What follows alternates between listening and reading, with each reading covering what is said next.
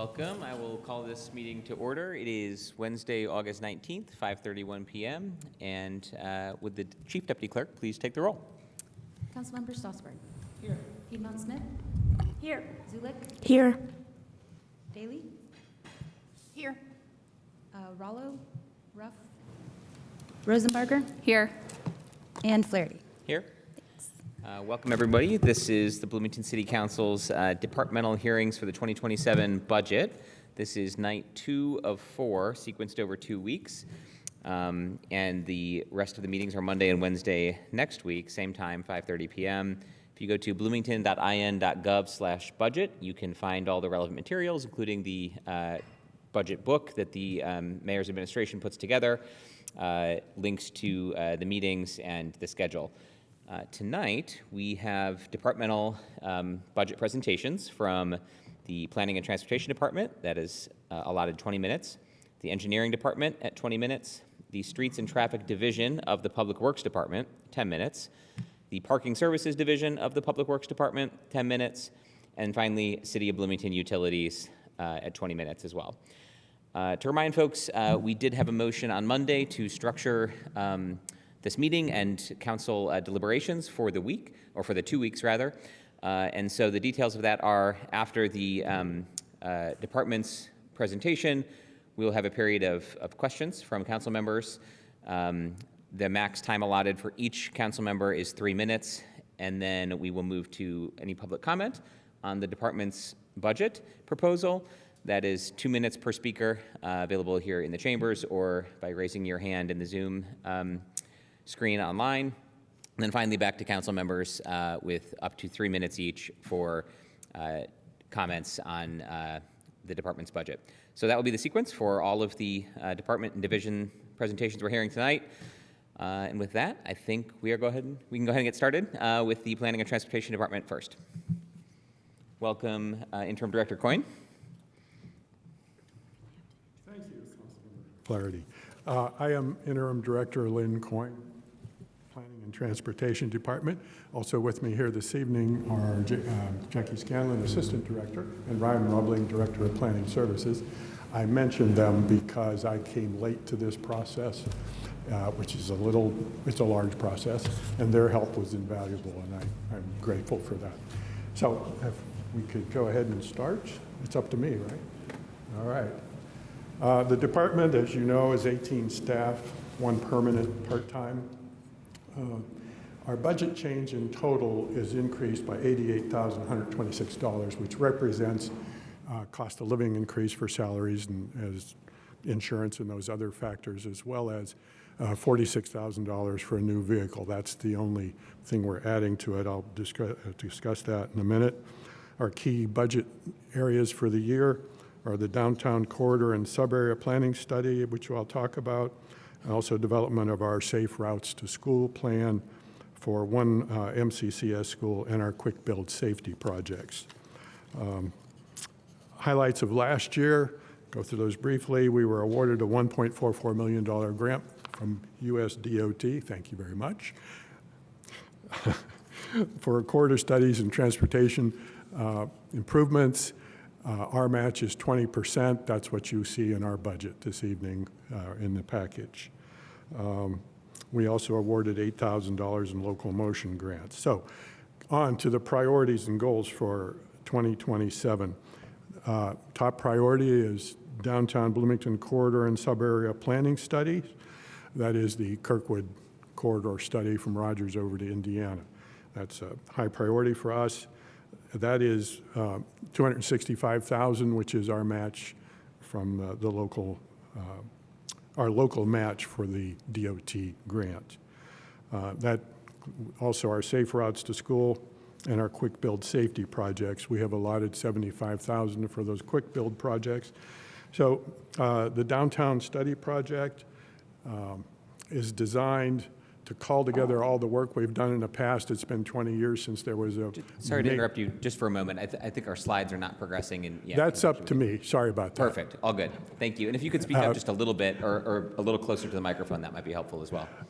I was relying on Councilman Member Piedmont Smith to tell me when to change the slides. Thank you.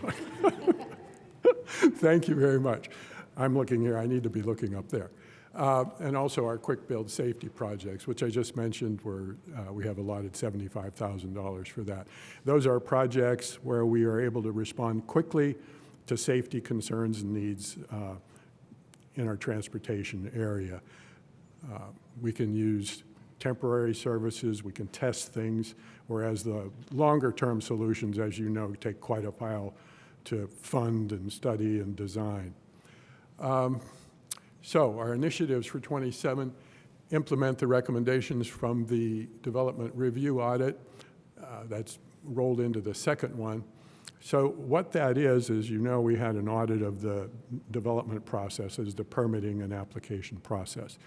And that indicated that it was fragmented. We have 3 major areas involved with that. We have planning, transportation, we have utilities, and we have engineering. And a permit comes in, it needs to circulate among those 3 departments. And what we're already begun with a staff-led initiative is to create concurrent processing. And what that means is when a permit comes in or an application comes in, it will automatically populate to everyone that's involved in that type of application. That will be done through the EPL software. Our department, we're cooperating with Kat Zeiger in utilities and Andrew Sabar in engineering to coordinate input into EPL so the software will drive a lot of that process. It will have timelines. It will have a portal so the applicant can look in and see the status of their permit. And we will know, what most importantly is if someone in one department comments on it, that it impacts another, we will see that in real time and be able to respond and not recycle that application. So that'll save a lot of time. So it'll be more efficient, staff time will be reduced, and we'll be able to process things quicker. That's our goal in that. A second major emphasis of the report is the transparency and communication. We have a lot of emphasis on that. We will continually cite the UDO so that people understand the source of where we're coming from when we make comments on their applications or their permit applications. Also, in terms of communication, be as helpful and communicative as we can, assist them through the process. It is a long, complicated process. The UDO is 384 pages, and it's our job to help people through that, help them navigate that and understand it, and do our best to make it as clear as we can. So couple that with a revised application process, we should be able to improve, shall we say, customer satisfaction as well as processing time.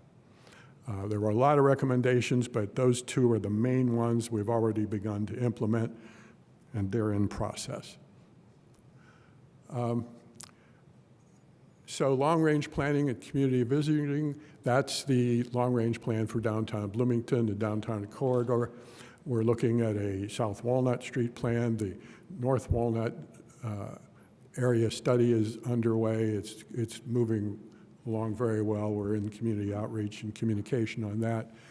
The hope with the downtown plan is it says create a conceptual design, shared street, and try to address the issues that have been coming up along one at a time or occasionally arise, coordinate, organize those, and try to deal with as many of those as possible in one process. So we have a coordinated analysis.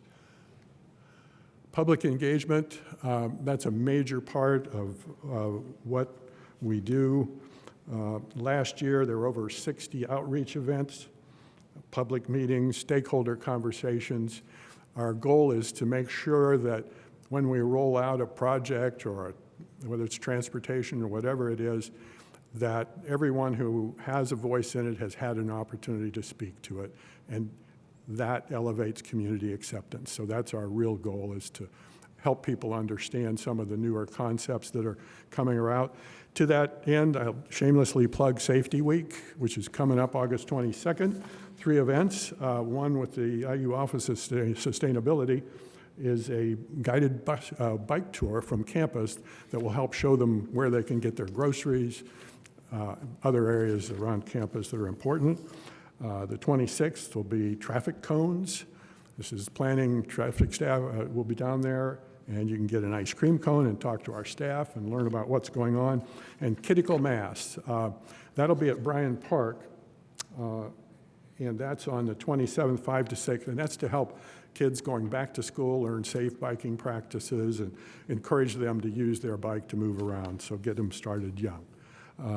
So that's and we'll continue those obviously throughout the year. Our challenges, as always, improving transportation safety, but we're doing our best to address that through the projects we mentioned. The large amount of money it takes to initiate some of these significant traffic safety plans. We continue to develop strategies in cooperation with engineering, and we'll do our best to move funding along as we can develop that. The quick build strategy that I mentioned earlier is a step in that direction. We can prototype and test things before they get into permanent design. And our process improvement we've talked to. One thing I want to make clear, we're going to try to get these permits through quickly, the applications. Some of them will get to no. I mean, it has got to follow the UDO. We're not going to alter from what the requirements of the development ordinance says. So I'm blazing through that, but I'm here to answer your questions. Our overall goal, safer, more efficient transportation, and a department that has transformed processes. Now, some of you did ask questions about measurements of how many this, how many that, performance, and so forth. I can't tell you that now, honestly, but next year when you hear this, you will be able to get those measured. That's part of the process. By putting this information into EPL, we will be able to do real-time status of how many permits are there, where are they in the process, how many went through, how many had to come back, why. Explain those reasons and develop that kind of data reporting mechanism. That is a big part of the goal of concurrent processing that we're working on. So I'm sorry I don't have better data for you, but I'll get you better data next year. It won't be me, but someone will have better data when they come to the next meeting. So with that, I thank you for your time, appreciate your patience and tolerance, and I'll answer whatever questions you may have. Thank you very much for your presentation. May have set a speed record. That's the way I am.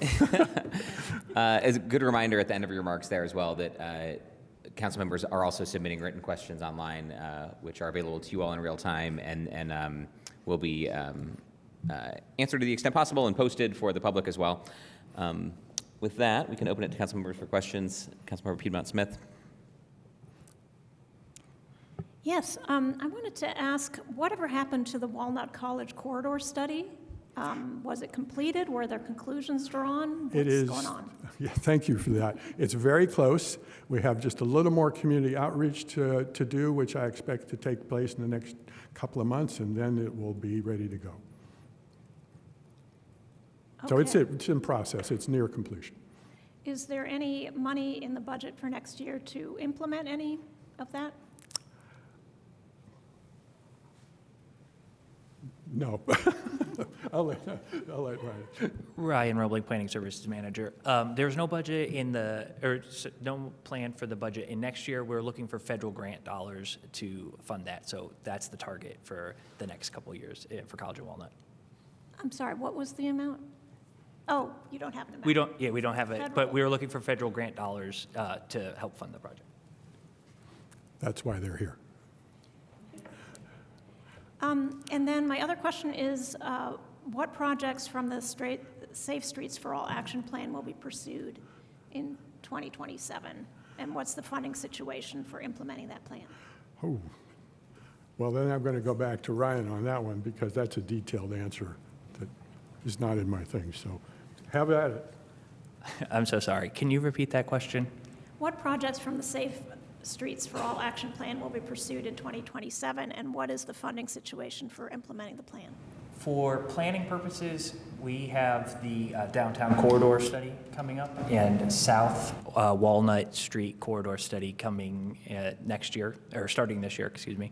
And then engineering has the remainder of the project-based budget. I believe 10th Street is the priority project for next year, but Director Seaborg can answer that better than I can. So The downtown corridor study and the South Walnut Street corridor study are in the Safe Streets for All action plan? Yes, they are both The plan has studies in it?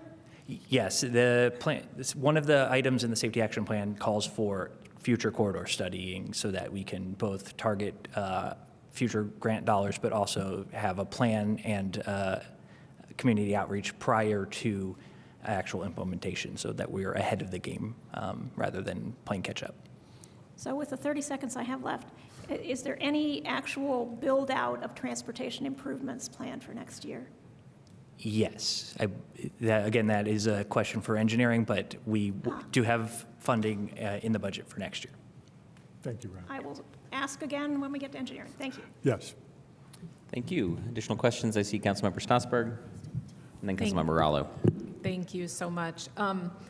I have a couple questions. I'm hoping that they'll maybe either be short answers or things I need to follow up with on paper. The first one, I guess, is you didn't mention any UDO changes with respect to goals next year. So are there any specific pieces of the UDO that are being looked at for updates next year in terms of hoping Yes, to develop things that we need? There are, every year there's a process the department goes through throughout the year collecting situations where there were conflicts or things came up with the UDO that caused problems that were unforeseen. So we are going through that process right now with staff. They're being assembled. We're evaluating them for which one we bring forward. One of the things, and there's a long list of various conflicts or something, but I'll just give you an example of what we might be thinking of. Well, I guess I'm going to interrupt you because I only have 2 minutes. Is there anything that's going to require use table changes in terms of like budget for mailings for use table changes? No. So none of that No, stuff these is are being looked at for next procedural, year? structural changes to avoid remedy gaps in the UDO and things like that. Okay. The second follow-up, you mentioned the 60 public engagement events throughout the year. Do you have any idea how many unique residents gave input at those events? Oh, my goodness. We do keep that data, but I didn't compile it all. Okay. But, I might quite a follow few. up with I mean, that then. Quite a Yeah. few. Yeah, we can provide you that information. Okay, I'll follow up with that Yeah. in one of the written comments then, and that will Sure. give you guys time Thank to you. look at that data since you have it. And then the last question I have actually has to do with your actual line item budget stuff under other services and charges. Then you have other services and charges down at the bottom that in 2027 was almost $600,000, and then or 2026 was almost $600,000, and in 2027 it's about that too. So I guess I'm wondering what all is included in that other, because it feels like an other category for the other, and that just, it's Well, really other not third, specific. those are the funds that we mentioned, the $265,000 for the Kirkwood study, $75,000 for the quick build safety projects. We have $50,000 for community safety projects. That's the bulk of that number. Okay, so that's the line item for like some of these actual projects that Yes. that you're doing, and it's just like categorized under other? Yeah, that's where they come out of. Yes, sir. Okay, great, thank you. Councilmember Rallo. Thanks. Thank you, Director Coyne. I had a question about, so the Walnut College study is pending, and given the findings of that report, what role will the council play in its potential implementation? There's been some, I guess, differences of opinion about the role of council in Title 15. I wonder if somebody from planning could elaborate various street modifications and things like that. What role will the council play in any implementation, or will the plan simply be reported to the council? Anyone? Could you repeat the first part of that question? Yes. So the Walnut College study is pending. Yes. When it arrives, there'll be presumably a presentation to council, and then there'll be a decision about implementation, given funding constraints and maybe federal funds. What role will the council play in its implementation? I honestly don't know, except as it may be necessary to approve funding.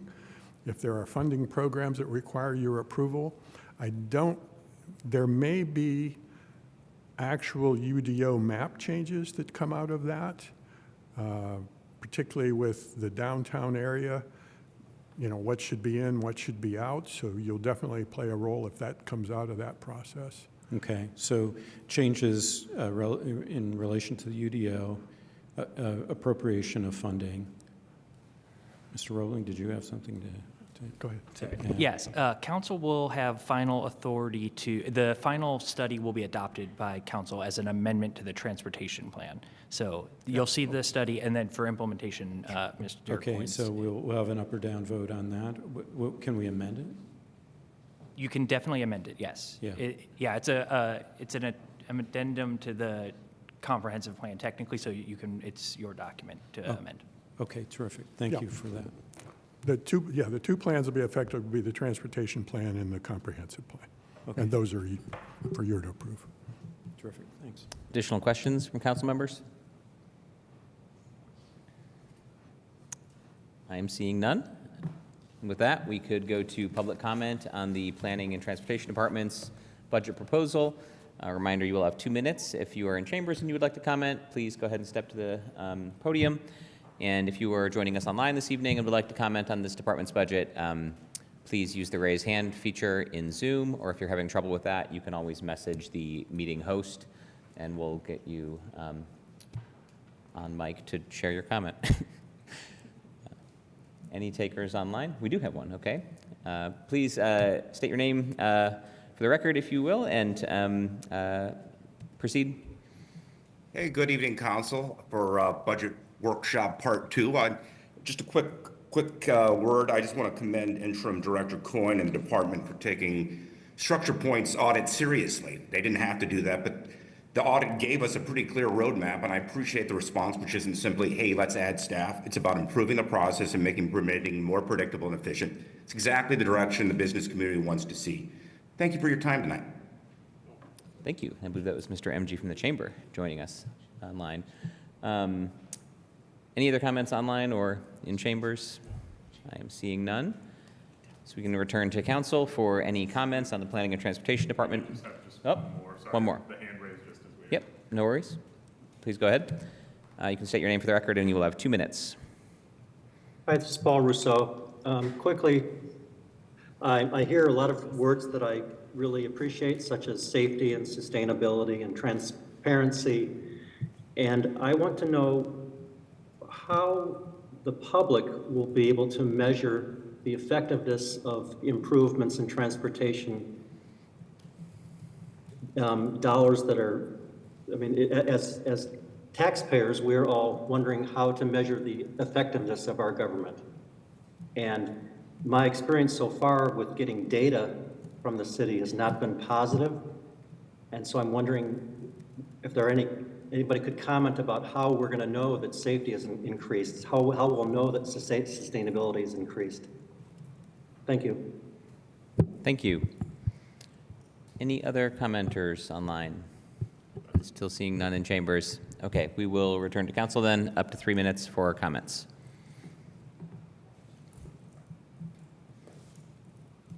Councilmember Ralla, please. May I ask an additional question? Yes, you could use your time in that way. Yes. Whomever would like to field this is a good question.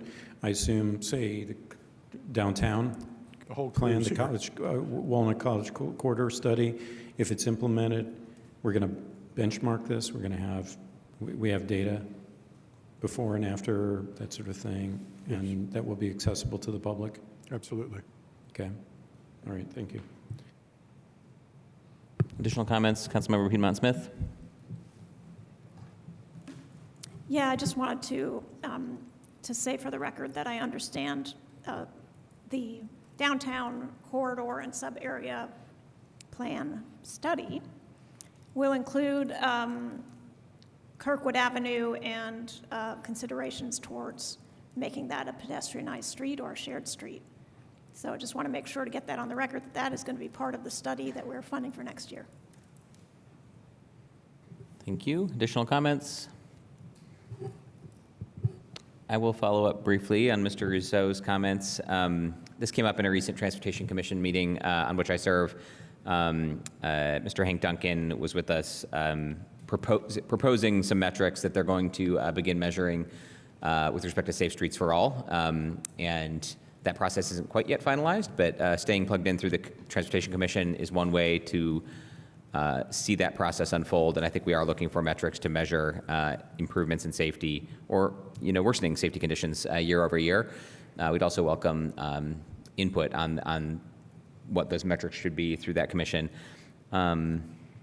Additionally, I think it does go to, we do measure other things like, mode share, so % of people walking, biking, that kind of thing on the sustainability front, and some of those other metrics. I think it does go to a broader implication that we talked about in night one of budget hearings of outcome-based budgeting and the need for a clear, discrete, and, meaningful set of measurements across all the departments' work that are shared, that are, kind of formally adopted, that we can actually budget to, plan to, operationalize city government to. We're not there yet, but that is, I think, a theme we'll be talking about some this year.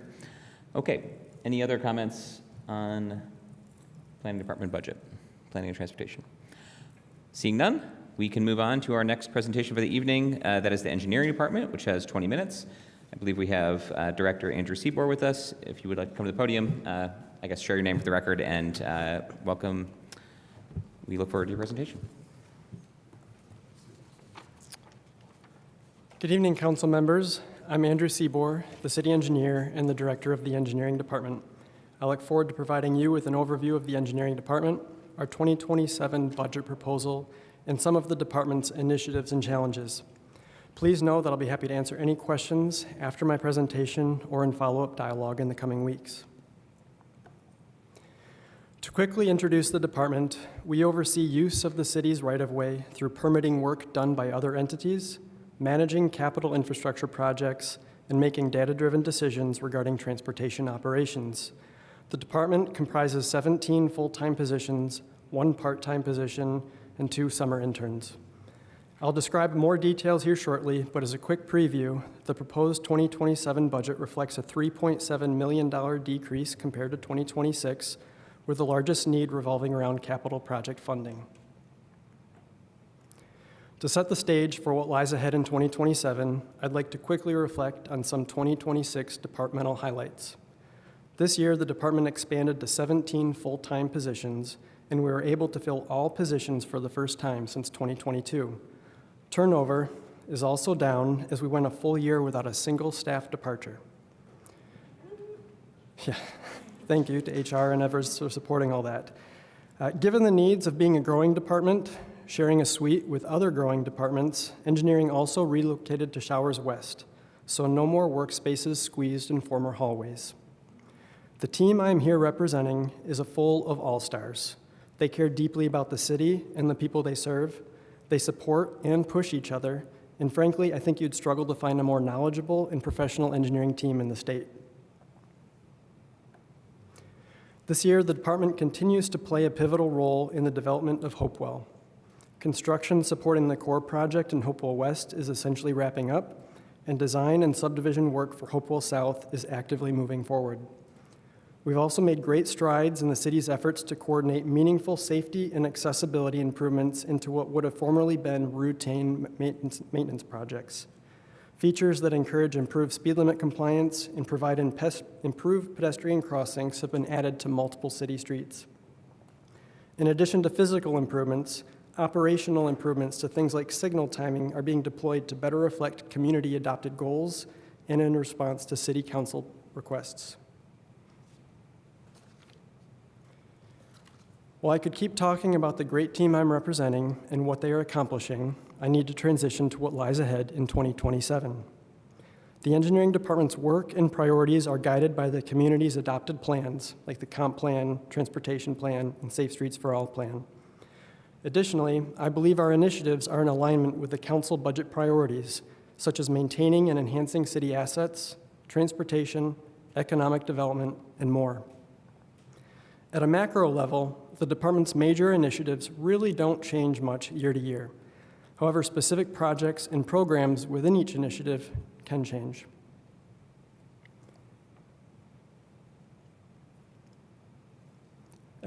One of our priorities is stewarding the city's public infrastructure. This includes things like capital planning, asset preservation and rehabilitation, combined with safety and multimodal improvements, and seeking grants. Another priority focuses on community investment and collaboration.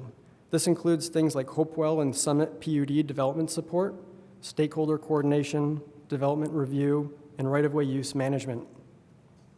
The last priority focuses on building an effective and resilient organization. This includes things like staff development, project management that includes quality control and fiscal responsibility, and improvements to things like processes, policies, and standards. This slide summarizes the engineering department budget by category and compares the 2027 proposal with 2026. The engineering department's 2027 budget proposal is approximately $3.8 million. This budget proposal is significantly down compared to 2026. However, the 2027 budget is more comparable to 2024 and 2025, which are summarized in the budget memo but not captured on the slide. It is also important to keep in mind when reviewing these numbers that the engineering department manages projects and receives funding from sources that are not captured in this slide. Some of those sources include TIF, other departments like City Council, federal funds, and state funds. Dialing a bit into some of the proposed changes, our personnel line is up 8.4%, which is a reflection of cost of living adjustments and step advancements in tenure. The department's supplies account is up slightly to support increased fuel and oil and additional allocation for other supplies and uniforms and tools to reflect workspace and staff needs. Our services budget is down slightly to offset increased supply needs. This decrease was achieved by refining expense estimates to more precisely reflect anticipated costs. And finally, capital outlays reflects a significant decrease attributable to the elimination of ED lit funds and a decrease in allocated CCD funds compared to 2026. While this decreased value appears significant in isolation, bond allocation pursuits are planned to support capital investment in projects that will maintain and enhance transportation infrastructure assets. Speaking of capital projects, I'd like to take this opportunity to remind folks of the life cycle of a typical transportation project. I tend to think of this project as having 5 phases: planning, design, right-of-way acquisition, construction, and operation and maintenance. Some projects, like a maintenance effort or traffic calming project, may be able to take place within a 12-month period, while other projects can easily consume at least 3 years of time or may be planned out years down the road depending on funding availability and prioritization. The planning phase is generally led and facilitated by the city's Planning and Transportation Department, who you just heard from. In this phase, project concepts and general direction are identified. Key questions about prioritization and funding tend to also be included. The engineering department is typically involved in this phase of a project, but generally in a support role. The following 3 phases, design, right-of-way, and construction, are phases in which engineering is typically the lead department. In the design phase, we look to engineer solutions that reflect city goals and priorities, including balancing issues like constructability, future maintenance needs, stakeholder input, and property impacts. Speaking of property impacts, some, but not all projects require acquisition of right-of-way. In the right-of-way phase, we look to mitigate property impacts and make fair offers based on industry best practices and legal requirements. And finally, in construction, we advertise and award contracts, oversee the construction work, coordinate pay applications, review change orders, and ultimately transfer the asset to the departments responsible for their management upon successful closeout. The final life cycle phase of a project is generally led by the Public Works Department, but depending on the facility type or other departments like CBU or Parks may also be responsible. That being said, the engineering department supports this work much like we support the planning phase of a project. A focus continues to revolve around exploring and implementing enhancements to what might have been traditional maintenance projects. In essence, when an asset requires a major maintenance-focused investment, we are asking the question, Should it be put back just as it was, or should modifications be explored? As the city continues to have new and different types of infrastructure, we're becoming more mindful of the different and increased maintenance needs the city is responsible for. The engineering department is involved in and coordinating many more initiatives than the examples provided on the prior slides. We recognize that there are many areas we can and should improve. However, there is also only so much time in a week and so many resources available. This requires the understanding that in order to say yes to doing something, it also requires the need to say no to something else. Looking ahead and reflecting on this annual budget proposal naturally raises questions about capital project funding. Future funding uncertainty as a result of statewide legislation makes it difficult to project a long-term capital investment plan. This highlights the importance and value of prioritization. While not directly a part of the annual budget proposal, further legislation regarding bonding opportunities will be presented for your review that will allow the city to continue investing in and maintaining and enhancing the city's infrastructure assets. Beyond the city's expected revenues, staff continues to seek new and additional external funding sources. As a couple examples, we just heard about the successful Safe Streets for All grant, where we're getting money from the U.S. Department of Transportation, and $2.4 million in requested earmark funds have been approved by the House Appropriations Committee, and we are hopeful will be approved by Congress later this year. These outside funding sources are great opportunities to invest in the community, but also pose challenges to administer as they include new programs and processes to navigate. Engineering plays an important role in the review and oversight of development projects, especially as they impact the public right-of-way. These projects provide great opportunities for investment in the city. However, they can also produce natural conflicts and can consume significant staff time, which is especially challenging given the city does not have control over the timing and quantity of these projects. Not specifically within the annual budget, we anticipate presenting a new program focused on improved lighting for intersection and roadway visibility within the forthcoming GO bond proposal. The SS4A plan identified this as an immediate action item to develop in 2027. Using the street lighting program as an example, and referencing the numerous opportunities that continue to present themselves, there are always opportunities to refine and define roles and responsibilities. It is not always entirely clear what department, body, or sometimes even agency is responsible to manage certain things. While these tension points can be a challenge to navigate, they also produce opportunities to engage and collaborate with others with the spirit of learning and serving the community. Thank you for your time and your consideration of the engineering department's budget proposal and updates on some of our initiatives. I'm happy to answer any questions that you have. Thank you very much for your presentation. You did not beat Interim Director Coyne, but you did come in well under time. Okay, council member questions for Director Seabour. I see Councilmember Rallo. Thank you, Director Seabour. On page 12 of the budget, it describes several safety-related projects from engineering that don't appear in budget requests but will be included in a new 2026 general obligation bond request. Could you elaborate on that?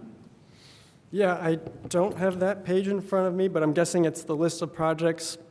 There's probably 4 or 5 that we anticipate presenting to you in a forthcoming budget proposal. Are you wanting me to walk through what each of those projects are? Could you just mention them in brief? Yes. What they consist of? Yes, there is, let me just get my sheet. What page did you say that was on? Just want to make sure I'm using the right words. I have the projects. Oh, Is that what you're looking sure. for? Okay, sorry. Right. No, sorry about that. So we have an allocation set aside for Safe Streets for All priority network sidewalk or bikeway improvements. That would be bicycle, pedestrian, focused improvements on the high priority network identified in the transportation or the SS4A plan. There's a series of crosswalk projects that we receive MPO federal funding for, and so there is the local match needed to continue to support those investments. There will be an allocation proposed for improvements to 3rd Street, specifically close to Rogers. The Rogers and Madison traffic signals are some of our older signals needing replacement, and we're also looking at some roadway infrastructure changes tied to the ongoing Kinzer, Rogers, Madison corridor study planning's leading. There's a funding request in there for 10th Street. You've mentioned that's going to be one of our bigger projects we're moving forward. So there'd be construction funding to help support that project. And the last one is the lighting improvement program I mentioned in my report. Okay, wonderful. Do you happen to have a ballpark of what this request will entail? And also, is there any consideration of the Hawthorne and Atwater, any signalization there that has been discussed at all? Yes, in the new bond, we're roughly $4.2-ish million of engineering projects based on the spreadsheet I'm looking at right here. And then I'm sorry, I missed the other part of your question. There's a traffic light that was placed in operation at 3rd Street in Hawthorne to help pedestrians. There's not a companion one at Hawthorne and Atwater. Since Hawthorne is a greenway, has that been discussed as a signalization? It certainly has been discussed. It's not actively moving forward at this time of project. I know that's one of the roads, probably a future corridor study that planning will be leading, but not anticipated in 2027. Okay, thank you. Additional questions? Councilmember Piedmont-Smith? Yes, so I wanted to bring back the question that I asked Mr. Coyne. What projects from the Safe Streets for All Action Plan will be pursued in 2027? I think you may have touched on that a little bit already. And what's the funding situation for plan implementation? Yeah, and I guess my first reaction is that's maybe a tricky question actually to answer. Part of me wants to say everything that we're doing is a part of or related to the SS4A plan, but there or at least a project or investment on what would be identified as a high priority corridor or intersection. That being said, there might be opportunities where we're doing maintenance projects where some investment is happening on other facilities, but those investments are likely some of the suggested enhancements that are also in the SS4A plan. So that's my first reaction. What are the high priority ones that are in the plan that you're planning to implement next year? I guess the SS4A plan identifies like just high priority corridors to focus. It doesn't really say projects, but there's programs and things. That's where the street lighting comes in. But some of the projects, I think like planning mentioned, that is a significant investment will be the 10th Street corridor. I'm happy to follow up with a better answer if you want to do that. Okay. Let me switch gears for another question then.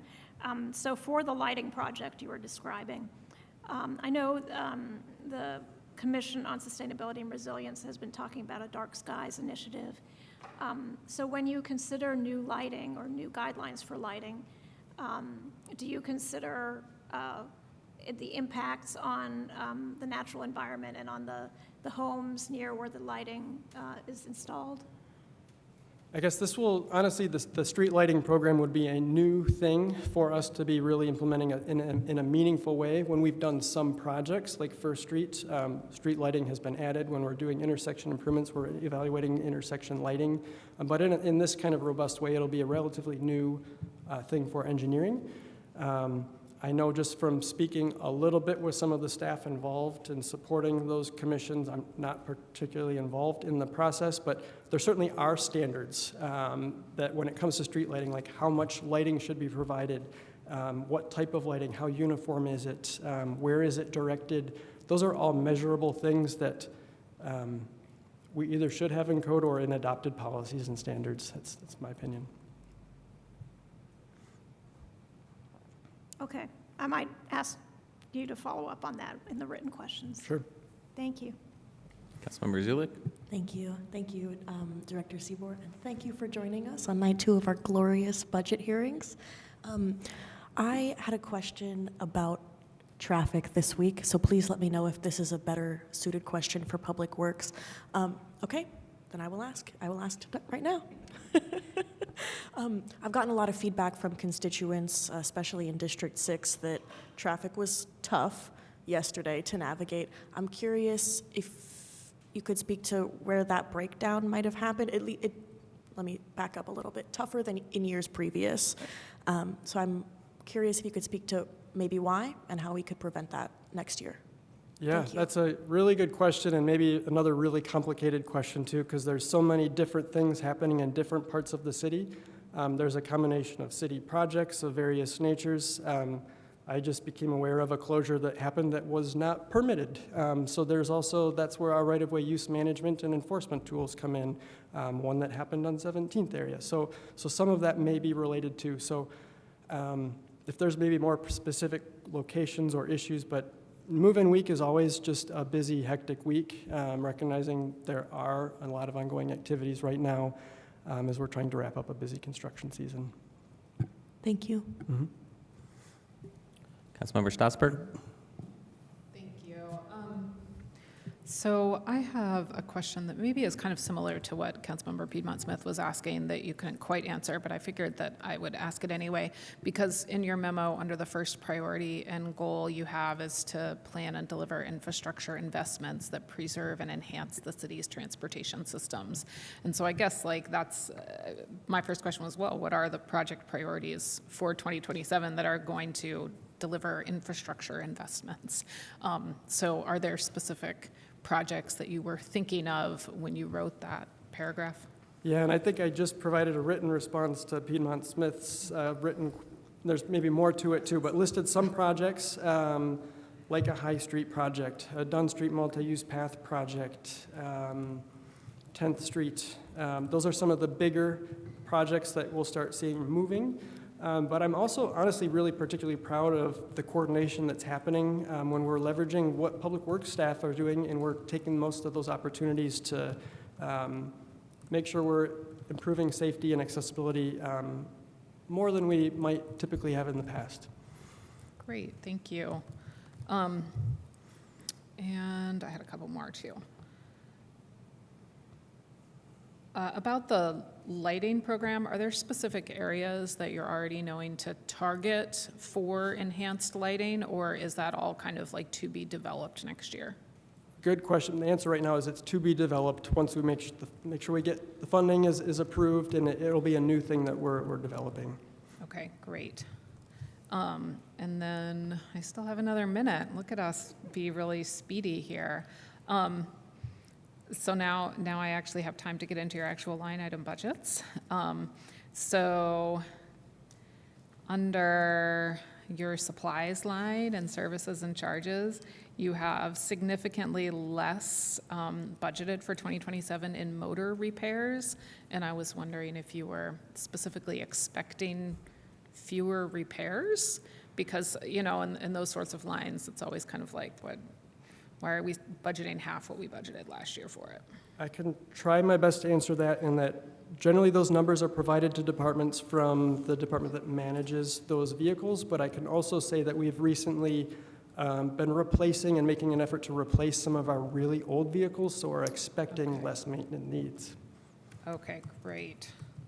And the last one, which maybe you'll have time to answer, has to do with your dues and subscriptions line.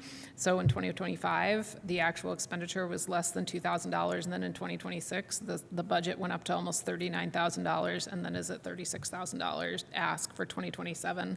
And when I looked, oh, I don't have time for it. I'll write that one. Anyway, when I looked in the quarter two, like year to date, not very much of that was spent. And so I guess I'm kind of wondering why you need the full amount for 2027 if it hasn't been spent in 2026. So I will follow up with that, though, in the written questions, because I'm out of time. Can I answer? I can yield some of my time for the answer.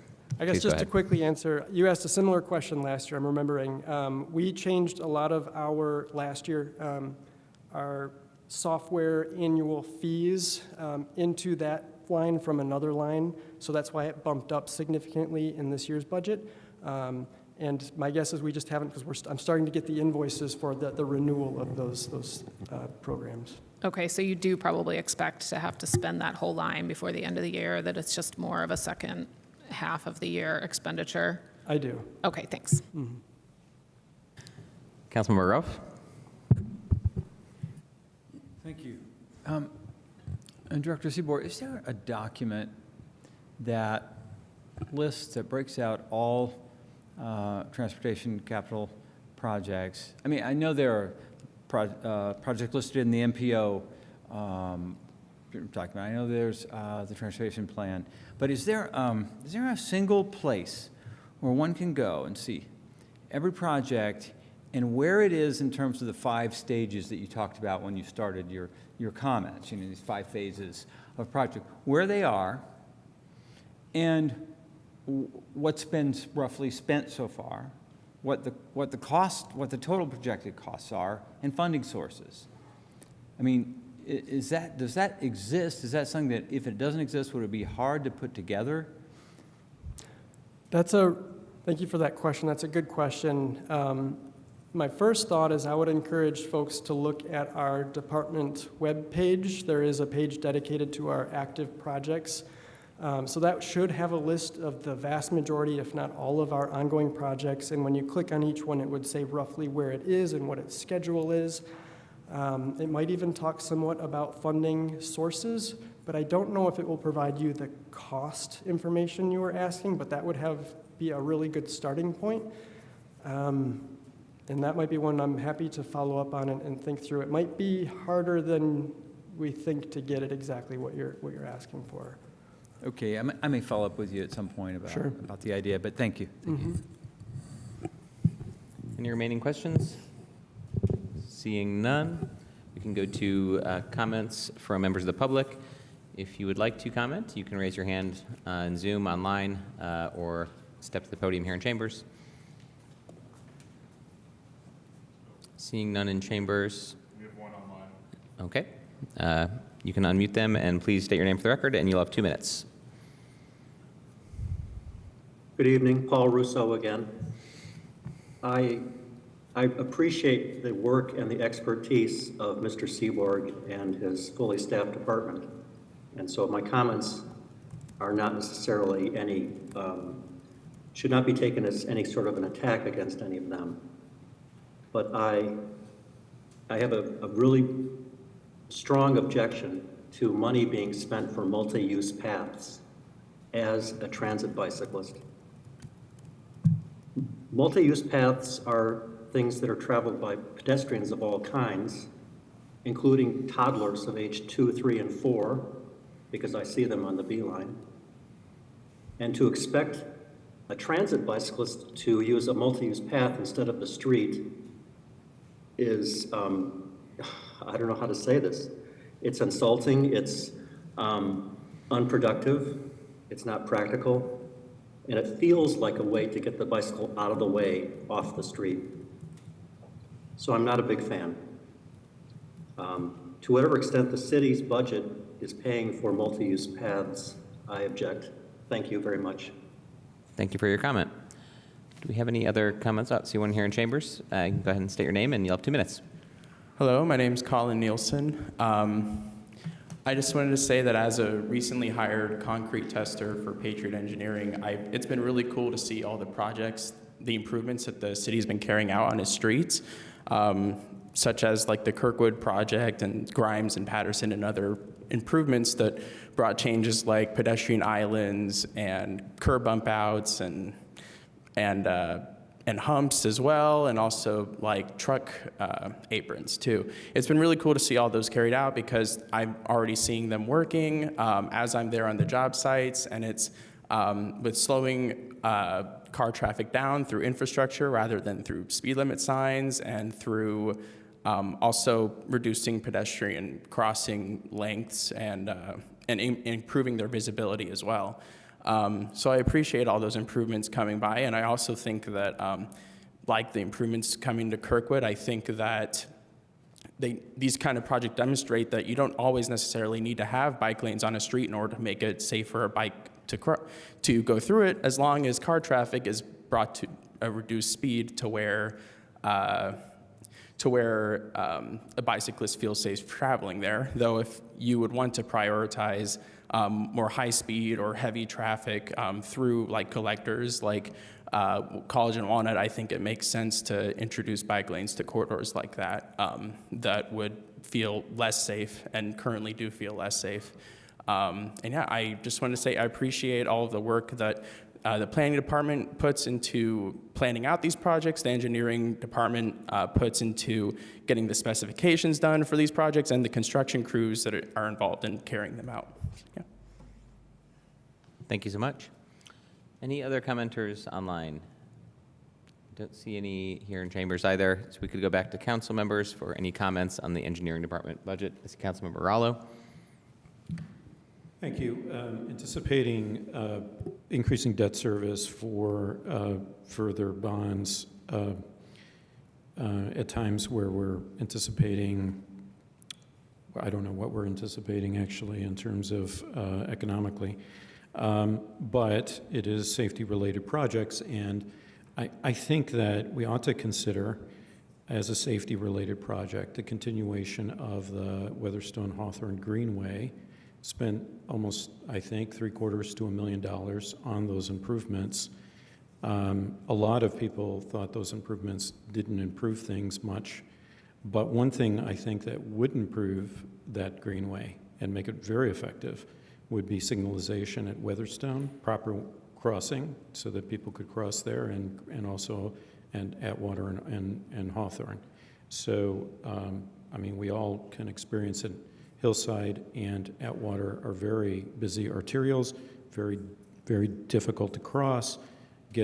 Especially Atwater has a lot of pedestrian traffic to the university and bike travel. So I would just like to put that on people's radar that if I'm anticipating approval of a bond for safety-related projects, I sure hope that appears. We'll see. Thank you. Councilmember Strasburg. Thank you. I just wanted to speak for a minute about the Rogers Street improvements, and one of our public commenters mentioned that too in terms of the pedestrian islands through a little anecdote that I was driving with my kid recently, and I expressed how great they looked, and my kid said, "Why did they even do that? It slows down traffic." To which, of course, I was like, well, that is literally why they did that. And kid was like, oh, yeah, I guess that makes sense. So it anecdotally does seem to be working, but not only that, I think that when those things happen, it suddenly gave said child, who I'm trying to anonymize to some degree, that realization that on a street that they usually only travel down in a vehicle, that there are people that travel down that street by walking, right, or by bicycling. And so slowing that traffic really matters because we don't live anywhere near there. And if we're going to bicycle, we bicycle on a different street. And if we're going to walk, yeah. So it kind of gave them a better appreciation and understanding of how streets that we might individually associate with a certain type of travel, other people associate it with a different type of travel, and how important it is for all of these streets to be able to safely accommodate all types of users and transportation experience. So I guess I'm saying thank you for prioritizing these sorts of projects through the engineering department. Thanks. Councilmember Piedmont. Well, I wasn't going to comment, but since I live on South Rogers Street and I do take my bike, I also appreciate the slower traffic, and there's work being done near my house right now to put in new curb ramps, so I'll thank the street department for that. Additional comments? Just briefly, I wanted to recognize and thank the engineering department for one of the things in the 2026 highlights, which was the signal retiming study, which included implementation of leading pedestrian intervals in many of our high pedestrian areas around the city. Because of staffing reasons, that was kind of a long time coming, I think 3 or so years since the council had directed that change via resolution, and along with another council-directed change of limiting right turn on red in those high pedestrian areas. Both of those safety interventions have pretty dramatic implications, like 40–50% reduction in crashes by people driving into pedestrians, things like that. So that's going to save lives and prevent injuries. And so the capital improvement projects, the safety by design, are the main slice, I suppose, but these smaller interventions too that are data informed go a long way. And so that's a great thing that happened in 2026. Thank you to the engineering department for your work and for your presentation. And we could move on to our next one for the evening, which is with the Streets Division, I believe, of Public Works. I see Director Adam Wayson coming to the podium and some other folks from our Public Works team entering from the hallway. So please go ahead if you can introduce yourself for the record, and you'll have, I believe, 10 minutes for this division's presentation. All righty. Good evening, folks. Adam Wayson, Public Works Director for the City of Bloomington. Always an honor to be in front of you for our budget requests on an annual basis. I won't lie, this is a little weird in the new format where we're doing more of the topical based. I usually get to start with our administrative division budget and give you an overview of the whole department, but with this format, it's just a little different. So just a few first general comments. I do want to send a big dose of Public Works mojo up to our colleagues in the communities north of us. As we've all seen over the last several weeks, there's major flooding going out throughout central and eastern Indiana. And Public Works employees in those areas are the ones responding to help, and we just send all the best wishes to them in their recoveries. In that same line of thought, public workers and especially employees in divisions like Street Department or Street Division of Public Works are also first responders in my book. They're the folks that respond when emergencies happen, like we're seeing up around Indianapolis, and that's the same thing that happens here in Bloomington.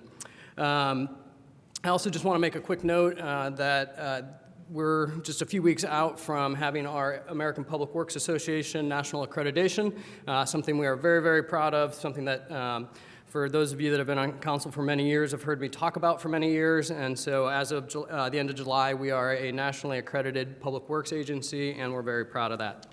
I'd also just want to start with a big thank you to the team at the Street Division. So whether it's our laborers, our operators, our supervisors, our administrative team, they're a big reason for success like we've had with the APWA accreditation. Big thanks to Joe Van Devender. He's our Deputy Director of Public Works. This is his first year in that role, and he's helping oversee the Street Division, Sanitation, and Fleet Divisions. But big thanks to Joe, and then Dan Bittner, our Director of Operations down at Street, Jeff Morris, our Deputy Director down there, Ron Arthur, Freddie Love, Tony Carroll, and Dana Workman, our numbers genius down at Street Division.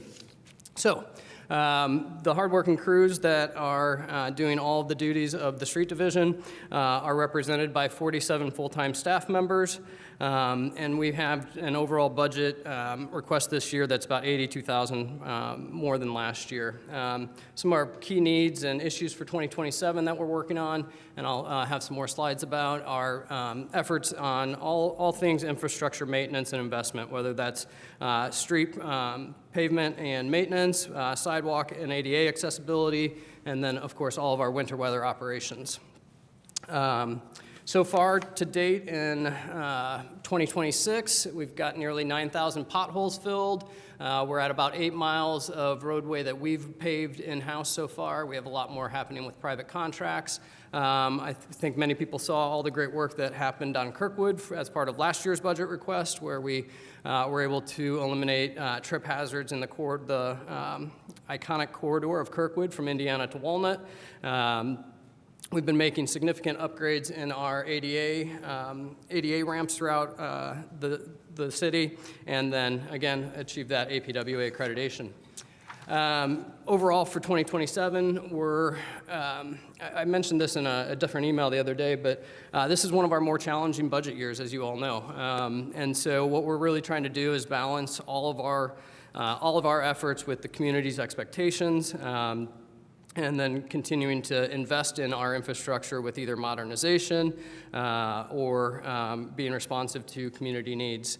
One thing that you'll see in a coming report to the City Council is we've finally gotten all of our pavement and sidewalk data delivered to our team, and so I think we've got a report scheduled in early September where our contractor will come in and give a big overview of all of that project, but wanted to note in our presentations today, Good news is our pavement condition index rating has gone up to a 58.8 from our last, I think it was 54 in our 2023 study. And then as part of this year's budget, overall, we're investing nearly $4 million into street maintenance and restoration.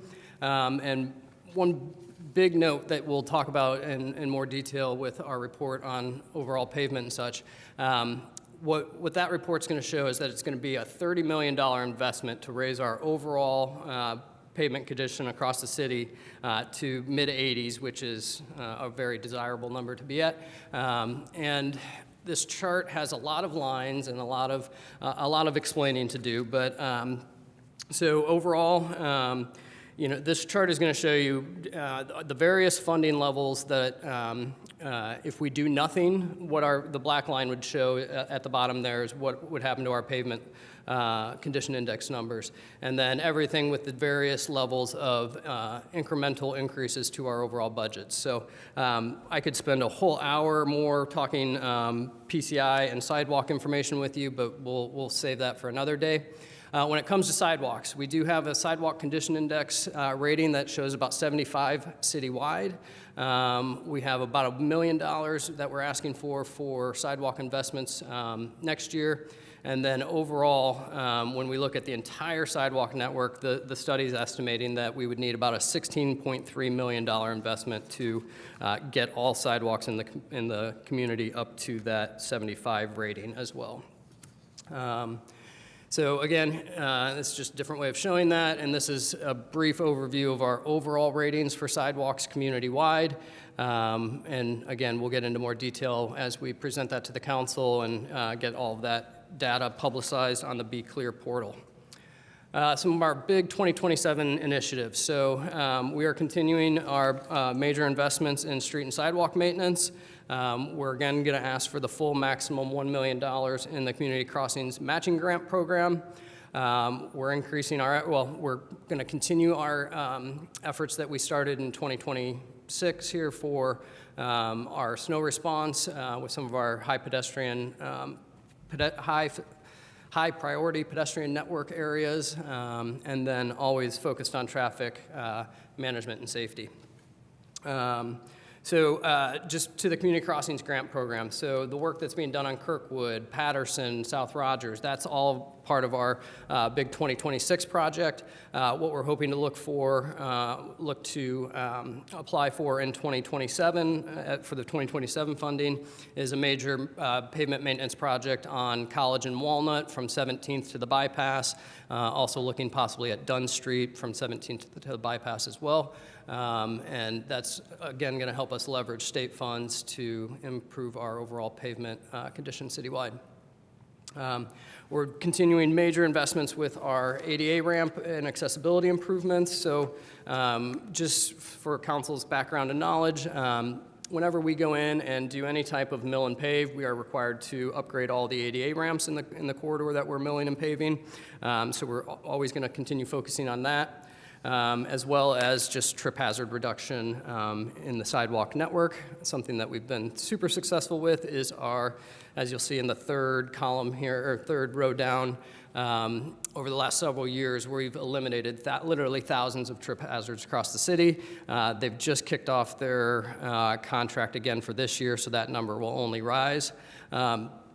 But I do want to just point out some things with these numbers. So when it comes to our lane mile paving, you'll see year to date, this was a couple weeks old at this point, but we still expect to be in the 18 to 20 miles of 20 lane miles of paving for this year, both in-house and contracted.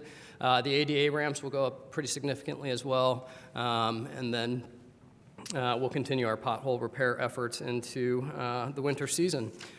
So that will only go up. I did want to just kind of give a brief overview of our budget request. 2027 budget request overall is $13.332 million, roughly $80,000 increase from last year. This is from a variety of funds, so it's going to include our local road and street fund, the motor vehicle highway fund, the Motor Vehicle Highway Restricted Fund, the Cumulative Cap Improvement Fund, the Cumulative Cap Development Fund, the Parking Meter Fund, and all of those will then total out to that $13.3 million budget. The street division is our largest division of all public works, so it's our largest budget request as well. And just a couple other things that we're seeing for 2027 that we've all seen what fuel prices have been doing throughout 2026. So we're continuing to manage and try to be within our budgets on that. But one of the big issues that we're seeing coming down is salt supplies throughout the Midwest are quite low right now. So our salt barns are rather full, but we do have some concern going into the winter on making sure we can meet all of our demands for salt supplies, hoping we don't have quite as intense of a winter as last year. And I am happy to answer your questions with 4 seconds left. Thank you. What questions do we have from council members? Councilmember Piedmont Smith? Yes, thank you, Mr. Wason. First of all, the slide presentation in the Google Drive does not include the 2 charts about road conditions and sidewalk conditions. We updated those this afternoon. I thought we got those included, so. They're included in this presentation. They'll be updated because they came in this afternoon just before the meeting. We didn't get those materials. Okay, so later this week I can look at those were late updates. I apologize for that. We're trying to get those from the contractor. In your memo, you talk about their aim is to ensure safe and smooth transportation routes for both motorized and non-motorized transportation users. Does this mean bike lanes as well? Are you also responsible for making sure that those are maintained? We do some of that work as far as bike lane maintenance. We also partner with our friends at the City of Bloomington Utilities with their sweeping program. I see James in the back. James was sending us some fun emails this last week about some new equipment that they're looking to trial or use to do bike lane sweeping. So yes, it's a team effort. And then is the street division responsible for side paths, or is that parks? Yes, so based on city code, a traditional sidewalk would be the adjacent property owner's responsibility, and side paths become the city's responsibility for maintenance, snow clearing, et cetera. So is that the street division? Yes. Okay, thank you. Yes, on a winter weather event, you will often see Joe or Danny or Ron in one of their smaller pickup trucks working on all the side paths. So those are not, like you said, those are not responsibility of the property owner. So Nope. Those do get cleared of ice and snow? Yes. Okay, well, that's Yep. something. Thank you. Mm-hmm. Councilmember Gallo? I really appreciate you taking the time and effort to look at the long view, projecting out the maintenance for streets and sidewalks. It's really helpful. So you said the black line is doing nothing, then there was a steady state line. What line do you aim to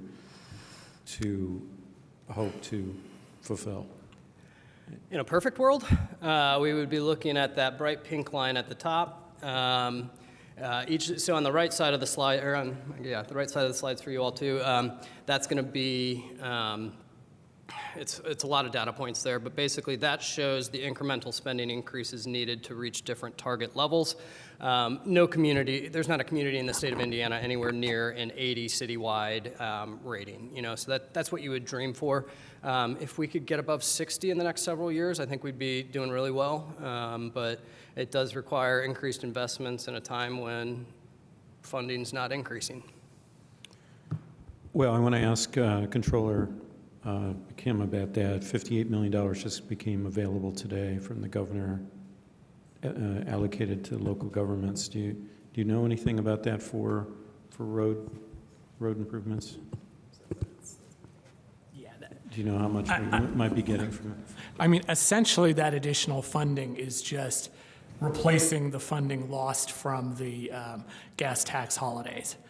And so we don't anticipate seeing any great influx of money. We're just hoping that, and we believe that money from the state will at least keep us whole during this time when no gas tax was collected. I see. Doesn't mean much for us then. It just keeps us where we are. Yeah. Makes for a good headline, though. Yeah.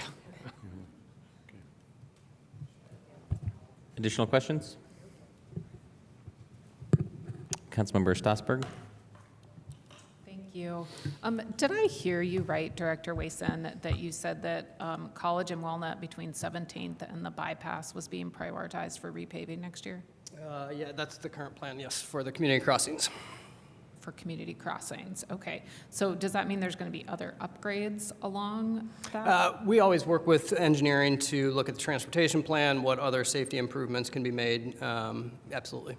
I guess I'm kind of wondering because that is part of the College Walnut corridor study, and there are potentially extensive changes that have been proposed, and so I guess I just want to know how you guys are collaborating and thinking about that in terms of potentially large changes in that area and not wanting to needing to make it safer as soon as possible, but also not wanting to invest in something that then is going to have to be removed later on for a different investment. This is a challenge we face on a regular basis with our large-scale paving needs. The long-term future possibilities of the corridors versus actual pavement maintenance. A fresh coat of pavement on a main thoroughfare like that is going to last hopefully 10 years, if not hopefully 10, probably closer to 6 to 7 based on traffic volumes and such. So we look at community crossings as an opportunity to make safety improvements, but also focus mostly on pavement maintenance. Okay, and I guess the other thing... And I should have mentioned, and yes, we are coordinating with other departments to make sure that the types of pavement maintenance improvements we would make would also be compatible into the future, knowing that that is a giant proposal for that whole corridor. Yeah, and I guess the other thing that I'm particularly concerned about with that segment is that currently the speed limit there is 40 miles an hour, and my understanding is people tend to speed through there anyway, and that is, of course, by Miller Showers Park, and there have been a lot of pedestrian safety concerns. So to put fresh pavement on that as it is, even if you enhance crosswalks that don't actually make people stop, that's just of concern to me in terms of the overall picture of that corridor, and so that was maybe more of a comment, but I just want to make sure that that's considered. And if I could just comment on that, though, understanding speeds in a corridor like that could be higher than we would like. I don't know that you could directly correlate fresh pavement with higher speeds after that. The longer you go without improving pavement, the more it costs in the long run to improve it. So we identify our paving priorities based on the PCI indexes and overlay that with the type of roadway it is, and being a main arterial entrance to the community, that's going to require more repaving more often than your typical neighborhood residential street. yeah, I mean, I get that and I appreciate that, but it's also much easier to drive faster on nice new pavement. So I just am expressing that safety concern of that area and wanting to make sure that that is addressed as a primary piece of that repaving. Thanks. Thank you. Additional questions from council members? Councilmember Ruff. Mr. Royson, could you talk at all about, or inform me at all about, materials costs increases relative to other cost increases, and also project into the future a little bit on materials costs, not equipment necessarily, or but materials costs? In a simple gesture, they're going like this. They're continuing to rise. So we see what's happening with fuel costs, which directly relates to asphalt costs being a petroleum product. What I can do is, I don't have any specific numbers that I could provide right off top of my head right now, but we could provide you some analysis and some projections on the cost per ton of asphalt over the last several years that we've been paying, do some review on that. But yes, we're seeing it go up. We are concerned about that. The price of salt. Salt's a good example as well. It's a commodity that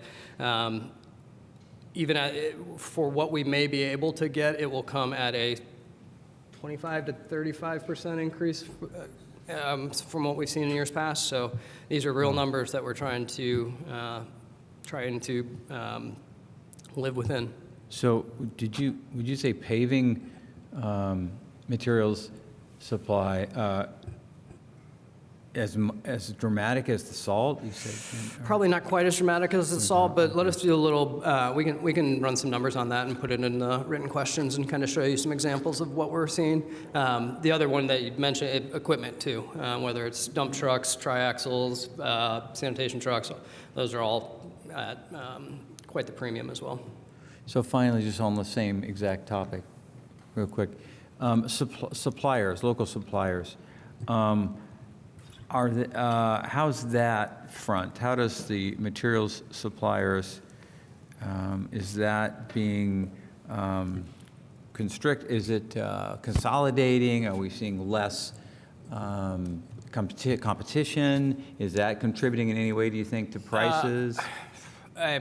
Whether or not the lack of, there's two main outfits for your materials. You've got EMB and Milestone have their own material facilities. So I think it's the old Rogers Quarries out there off of Ord Road are now EMB's facility. And then Milestone's got their facility out by 445 and I-69 there, just on the Greene County border. But those are your two main suppliers for asphalt and for asphalt. Just two, okay. Okay, thank you. Additional questions? I have a few. One was, you followed up with an email to myself and a few other council members following a constituent concern about maintenance of brick streets in historic districts, kind of north of 7th Street near campus there. Could you share a little bit more about the challenges with maintaining brick streets over time and any current plans to try to work on that?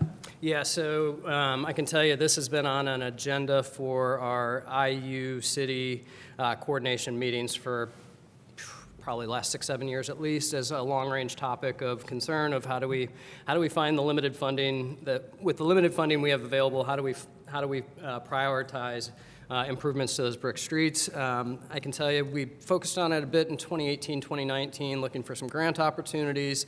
We're not successful in that. Then we had a whole COVID period where we were just trying to, maintain operations. But it has come back up again. I appreciate Ms. Cole in the neighborhood reaching out and reminding us that there are some obligations the city committed to back in 2004. So, the main effort right now is we've inventoried, there's about 9 or 10 block frontages that need full restoration at this point. So we're doing some outreach with our friends at Utility to understand what the underground utilities are like. They'll need replaced. We're getting cost estimates on what we think each block frontage could cost. We're also doing a property inventory to really look at who owns all the property from 7th to 10th, Indiana to Woodlawn, where all these streets are. There's not an elephant in the room. Our friends over on campus at IU, they're mostly IU affiliated or own properties outside of a few owner occupied and rentals. So my overall hope would be that we would be able to prioritize all of our relationships with the university, maybe the State House and others to try to prioritize that over the next several years. But I'm guessing it would be several years before much progress would be made just with the amount of planning and utility coordination that would need to go into it as well. But so I'm hopeful. Thank you. One brief follow-up. When it comes to snow removal on multi-use paths, we had a deliberation session a few months ago in which we had identified some gaps and that didn't get cleared by the city. And then I'm curious how you and your staff manage that at a systems level. I think we've improved gradually over time, but probably there's still things that come up where it's like, oh, we missed this one. How do you all manage that to make sure that you get it the next year, that kind of thing? Yeah, so we've got it all mapped. So we use our CityWorks asset management program to map all the locations where we do snow control, where we have it, whether it's contractors, whether it's our city staff. Some instances it's NDOT rights of way where we're actually doing that snow control efforts as well as they don't do any snow control on their pedestrian facilities. But it's all mapped, and then, if we've missed something, we get the phone call. Yep. Thank you. Appreciate it. Any other questions before we go to public comment? Seeing none. Members of the public who would like to comment on the Streets Division Public Works budget, you can raise your hand online, come to the podium in chambers. Seeing no in-person takers, do we have any online? And then we are back to this council members for any final comments on this division's budget.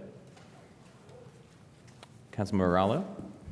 Thanks. Just to say I appreciate your work on street maintenance. I've seen just anecdotally great improvements, and it was a concern. It seems to be a priority from the survey. It was just data collected, so other people are concerned, and I know it's a tough incline, I suppose, but I appreciate you focusing on it. So Thank you. Other comments? Councilmember Piedmont Smith. Just to acknowledge that we do, as a community, still have a problem with the fact that our sidewalks are often impassable because of snow and ice. I think that I may have mentioned this on Monday night in the context of another department, but it's something we still need to work on. I know it's the property owner's responsibility, but the fact is that it doesn't get done, and it puts pedestrians in jeopardy walking in the street. So just point that out. Let's work together on finding some solutions. Thank you.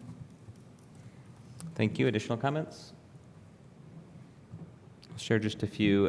Just to follow up on the snow removal item, it was the multi-use path on the north side of Patterson between Morton and Rogers. I think New Hope for Families had cleared their section, but the additional section wasn't this winter. So it's just a FYI if that hadn't been communicated. I appreciate that you all document that and map that and update your maps to manage through a continuous improvement process. We heard similar things from Tim Street, and that's much appreciated. Agree that we still have work to do. I'd be curious, I'll follow up in questions, written questions about some of the ways that that Public Works has tried to spend a small budget allocation. I think it might be like $50,000 on augmenting snow removal in other ways in high pedestrian areas, that kind of thing. So I'd be curious to hear more about how that's gone and if we're anticipating any changes. The other thing that with the community crossing grants, I'm also always kind of thinking about like, okay, like, are there ways that we can better leverage this to move in the direction of infrastructure safety improvements that we're planning for? And for instance, we added bike lanes to College Mall Road. I think in the first year I was on council through some deliberation we had in sessions in this chambers. And that was one area of marginal improvement that we were able to accomplish through that moment. And on something like North Walnut between 17th and the bypass, I wonder about, obviously we're not going to invest in like an overhaul of those 3 blocks of the Walnut corridor that we have this major study and capital project in, but I do wonder about the quick build project. What does it actually cost us on a lane mile basis, or I guess on a lane mile basis, to put in temporary materials like we have on 3rd Street along campus, for instance, to significant effect in terms of the safety of bicyclists and other scooter users that are in those lanes. So we do have striped bike lanes. They might even be buffered in a few areas along Miller Showers Park, but obviously it's not a comfortable place to bike. And we've also had crashes, including deadly crashes on North Walnut generally with people using bike lanes. So that's a thought of maybe we can, and I can follow up again in written questions about how you receive that as a department, but it's another idea about how to make incremental progress even when we can't do the big infrastructure improvements in a synergistic way. So those are my comments. Any others? Okay. Thank you. When you said temporary materials, I thought you were referring to like gravel, or I was like, oh. So, no. Thank you. The rubber, yes. Bollards or not bollards. You know what I mean. Yes. Yep. Now I do. Okay. Moving on. We are to the 4th of 5 presentations for the night. This is going to be the Parking Services Division of Public Works. I believe Director Wayson will be presenting again. Also, Michelle Wall, Parking Services Manager, was listed on the presentation. Thank you again for your presentation, and to Streets Division staff for joining us for that portion. Perfect. Yeah, so I've got Michelle Wall, Jessica Goodman, and Charlene Lawson, our leadership team at the Parking Services Division. I've got them online tonight. They're in the midst of their busiest of weeks right now, and we've had some staffing shortages there, so I've given them the permission to be online to help answer questions as needed. But first, to start off with, again, a big thanks for the staff and parking services. So whether it's our parking enforcement officers, our customer service and security specialists at the parking garages, our administrative team of customer service reps, financial coordinator, and then the leadership team of Director Wall, parking garage manager Jessica Goodman, and Charlene Lawson, our new parking enforcement manager, who took over for Rayanne Cox, who was able to retire this year, our longtime city employee Rayanne. So big thanks to the whole team that makes the whole parking system work. So not only are parking staff, enforcement staff out helping manage our parking assets, but also doing much more. Parking staff are our special events setup specialists. So if you see an orange barricade in the wild, whether it's for a parklet, a special event, or any other use, the team in parking enforcement is are the folks that are deploying those, getting them from the parking garage, delivering them to the events or to the sites, and removing those. So it's not just parking enforcement that they do, it's so much more. Beyond that, they're going to fill in for the crossing guards when we have crossing guard absences. And, we manage with the same team at Parking Services. We've got a group that's managing the thousands of residential and garage permits that are issued every year. So it's just a real big operation. I mentioned our school crossing guard program. I do want to make a special shout out to anybody that might be listening online. If you've got a few hours in the morning and a few hours in the afternoon, you want to earn a few bucks, we're always looking for staff members to help in our elementary school zones for crossing through our school crossing guard program. Overall, so as a division overview, parking enforcement is going to handle all of our downtown parking meters, the Park Mobile system. That's not only the enforcement side, but also all the technology and maintenance that goes with it. We've got our 4 city-owned parking garages, our 5 surface lots in the downtown. We do all of our special events, like I mentioned, the neighborhood residential parking permit program, which I'll talk a little bit more about based on some revelations this year, and parking enforcement generally. I do also want to make a note that we've had a comment come through online through the report system about how we try to manage the parking system. Our number one goal is to actually manage the assets as they exist on the streets. So helping encourage turnover, things like that. But in no ways are we ever trying to be out there to be punitive or overly, to be overly punitive in any way. We're really out there just trying to enforce the rules for all the users of the system, and applaud the whole team there that is doing that. I think I've said in some previous budget hearings, nobody likes to get a parking ticket, and our parking enforcement staff are probably the most verbally abused staff on the whole city. So I always just hold them in high regard for the way that they're able to deal with that in the field and day to day. Overall, it's 26 full-time staff members across the whole department. Key budget change for 2026 is a $2.814 million increase that's currently budgeted. I'll talk a lot more about that as we go through the slides here. As council was present, it was a couple weeks ago now, the Walker Parking Study report was presented to the council, and a lot of what we'll talk about today is the result of the recommendations of that parking study and the next steps there. So overall, we did that final review with the council, or got the final reports in June of 2026, presented that to the council a couple weeks ago. The overall goal here is to just improve the overall parking network, to have it work best for all users. At the same time, looking to improve the customer experience, whether it's with wayfinding and signage to make it easier for them to use the system, but then also to support the overall priorities of the administration, council, transportation commission, and others. When we talk about our 2027 priorities, a lot of this has to do with investing in the parking system.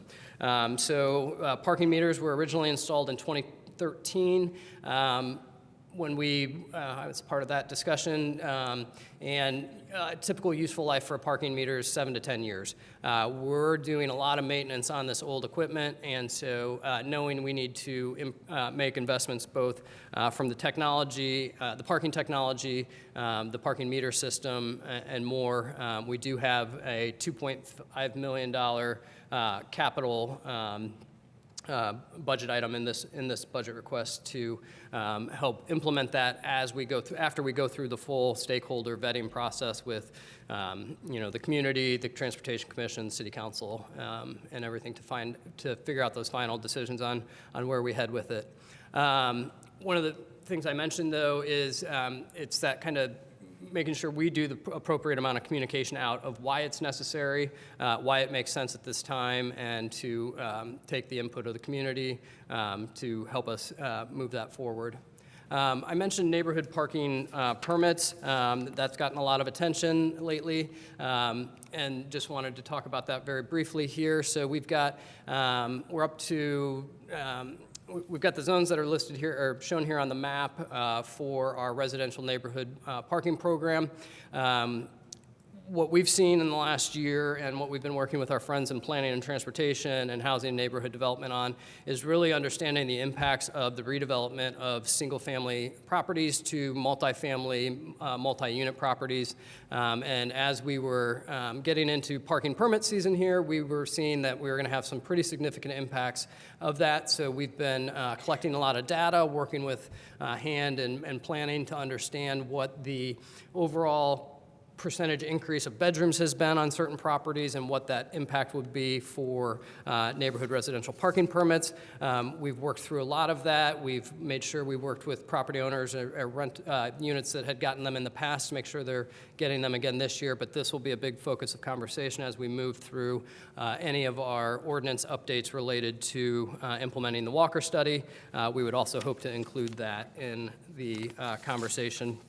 Overall, for parking services, again, the big increase is the $2.5 million investment that we're earmarking for upgrades of the parking system. The overall 2027 budget is going to be $7.7 million, which is, again, a big increase, but the vast majority of that's all with the earmark for parking technology improvements. Beyond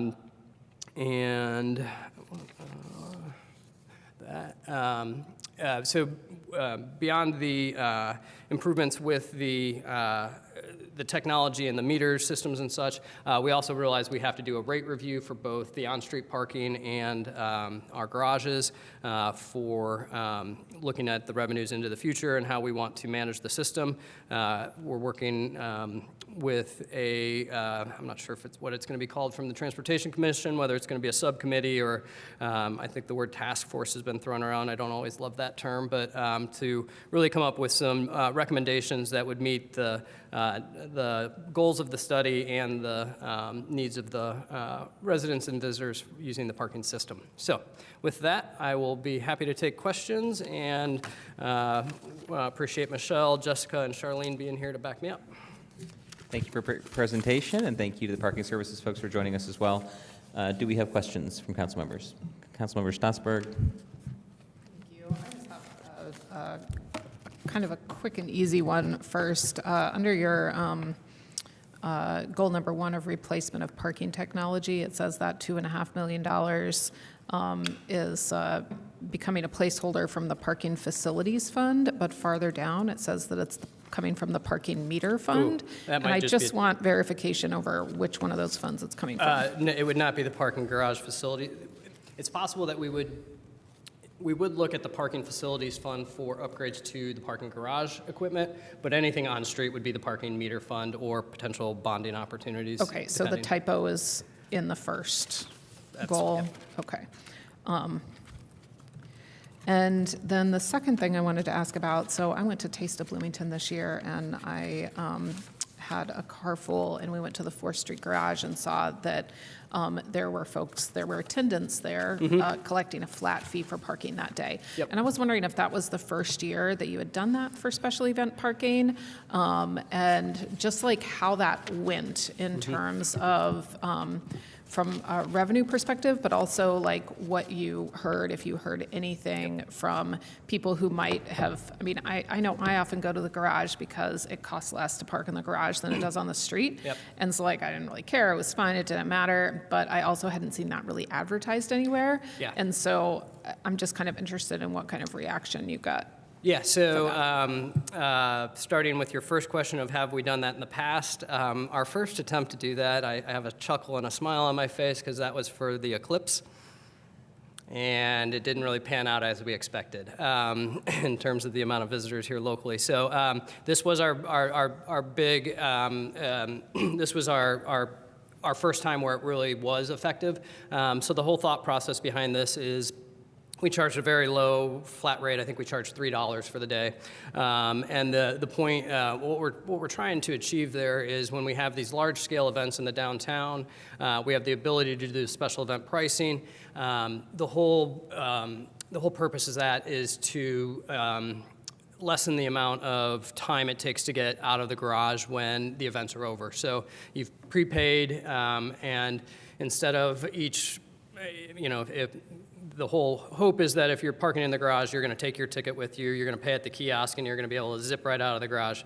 You also have the ability to pay at the gate, and when you have, I think we've had events in the past where we've had big things downtown where, 40, 50 cars are queued up, and it's taken forever to get out of the garage. So that was our attempt to ease that this year, and it worked really well. I can get you some revenue numbers. I don't have those off the top of my head. Great. I might follow up about revenue numbers. I'm just kind of curious. I'm not sure it matters. That does seem like a general good benefit, and I'll talk more about that during comment. Thanks.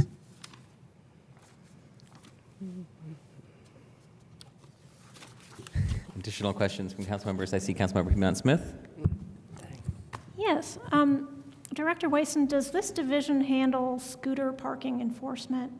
They help assist with it, yes. Actually was just on the phone with our Bird rep today, noting a couple locations we needed some assistance with. So they'll make note, they'll reach out. Robert with Bird, our new rep locally, has been real helpful with that, so yes. So when you say they help out, so that is the city staff, the only city staff that works on parking problems with scooters, right? Yes, I would. Other than a staff member that may see it in the field, report it back, things like that. But and do they? How do they handle it? Like if there's a complaint, either called in or through your report, do they go out and move the scooter, or they contact Bird? And well, we usually always try to contact Bird to have them deal with their own products. The caveat here is they're focused mostly in the downtown area, in the parking meter zone. If it's a residential issue, one of our neighborhood parking enforcement officers might assist. Oftentimes, in a residential area, if they see a parked scooter blocking a sidewalk, they're going to move it off the sidewalk. They're going to just take care of the accessibility issue. But we know it's still a challenge. We know we don't have 100% compliance with people parking where they're supposed to. We're having conversations with ESD right now about possible renewals of that contract and what we need to see improved from the current contract and in future contracts. But it is parking enforcement staff that assist with that. Do you have a sense that that it's getting better, that there are fewer parking issues with the scooters than? Yeah, the downtown geofencing of the corrals has been super helpful. They will, the last communication we had from Bird is that there will be a financial penalty to a user if they leave it outside of the geofenced area, the corrals that we have downtown. We're still seeing it on occasion, but I think in the downtown it's had a tremendous effect. Okay. I might follow up with your department at ESD to get some more details on that. I think Dee's helping with that right now. So, thank you. Yep. Additional questions, Councilmember Rallo, then Councilmember Ruff. Yeah, on the same note, constituents have noted that trash and or recycling containers sometimes sit on sidewalks for multiple days. Is it feasible that parking enforcement could Housing neighbor, there's a cans at the curb part of code that hand is responsible for enforcing. So if we get reports that, a specific address is leaving their cans out for several days, hand staff do that as part of their compliance efforts. I see. Okay, good. Good to know. Thanks. Mm-hmm. Thank you. I just had a quick question about the technology, the parking technology, parking meter technology upgrades. You've written in the outline slides that building public understanding and support is a challenge and opportunity for the coming, for the future. I'm wondering, I was unaware till just the other day that there are blocks where you can only use Park Mobile. I was unaware of that. And if we move to kiosks, are we going to be seeing more of that, or is someone going to be able to use cash for a spot paying at a kiosk? I think it's fair to say at a majority or high percentage of places, currently there's the opportunity to use cash card or Park Mobile. I can get some information on exactly how many blocks are Park Mobile only, but I know it's North College between like 12th and 15th. There's a block on South Washington that was Park Mobile only after some changes to the configuration of Washington Street. But there are a certain number of spaces that are Park Mobile only. Is that a part of any of the contract with Park Mobile? Is there anything in the contract that says we will have a certain percentage of spots that are Park Mobile only spots? Is that? If there is, I'm wholly unaware of it. I don't think there is, no. Okay, so I will just say that for now, I'm a concern about that. I'm opposed to it. You have people. So I did not have Park Mobile day out until the other day when I tried to park on South Washington across from Da Vinci's. That's the block you're talking about, and I realized, hey, you put in your credit card, all these things. It's like there are people with credit issues. There might be people that don't have credit. It just seems to be a problem that's an equitable, an opportunity problem for certain segments of the population. If we have, and it's public, right? It's public spaces, right? They're public parking, and I think it needs to be equally accessible everywhere, and that includes having the option of not having to pay 50 cents extra to Park Mobile or whoever gets that extra money, and have your credit card and status good and be able to do the app. I just wanted to make that statement now. This was a recent experience I had. Yeah, and again, the vast majority are going to be all three options. There are just specific locations, but I understand the concern, and it'll be a very robust part of the discussion of what technologies we move to, if it's kiosks, single space meters, dual space meters. License plate reading technology will be a big part of the conversation, so we expect it to be a robust conversation with both the Transportation Commission and the Council if we were to come with ordinance updates.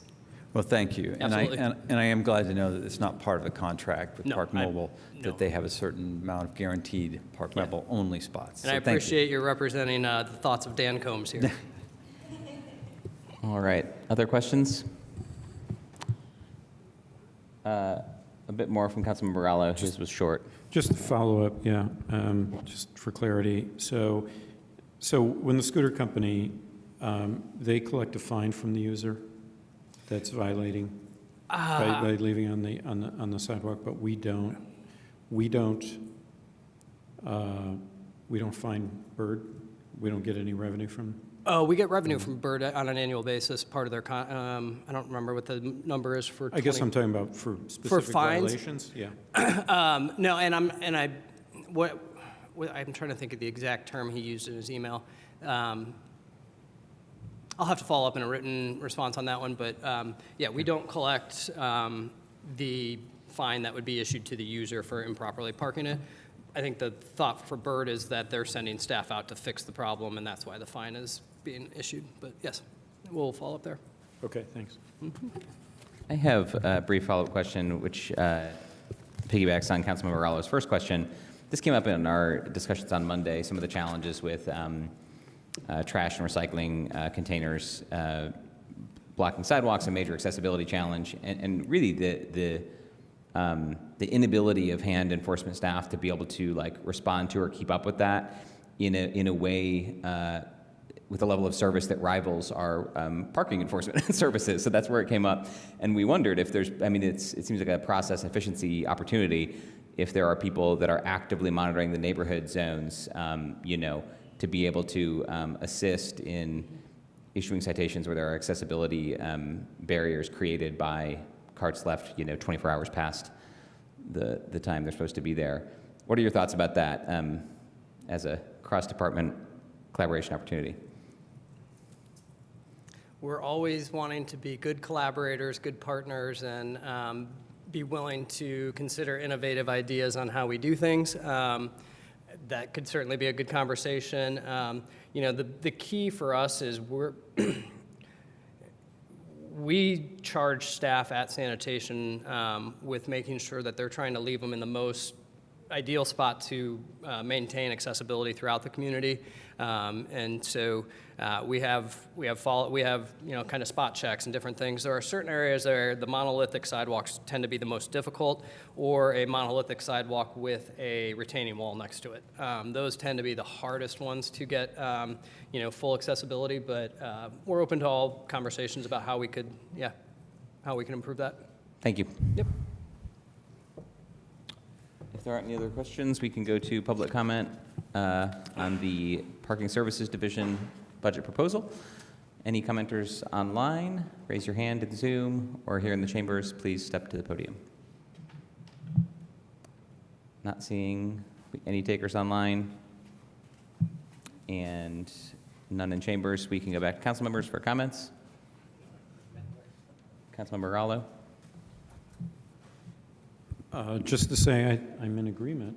It seems to me, although maybe I could be convinced otherwise, that if, you know, hand is charged with property maintenance of various kinds, and, you know, they have their hands full, whereas you have parking, you know, enforcement patrolling, and there's a violation blocking of trash cans blocking sidewalks, it seems, you know, maybe fairly straightforward to find to address the problem as it's noticed, as it's seen.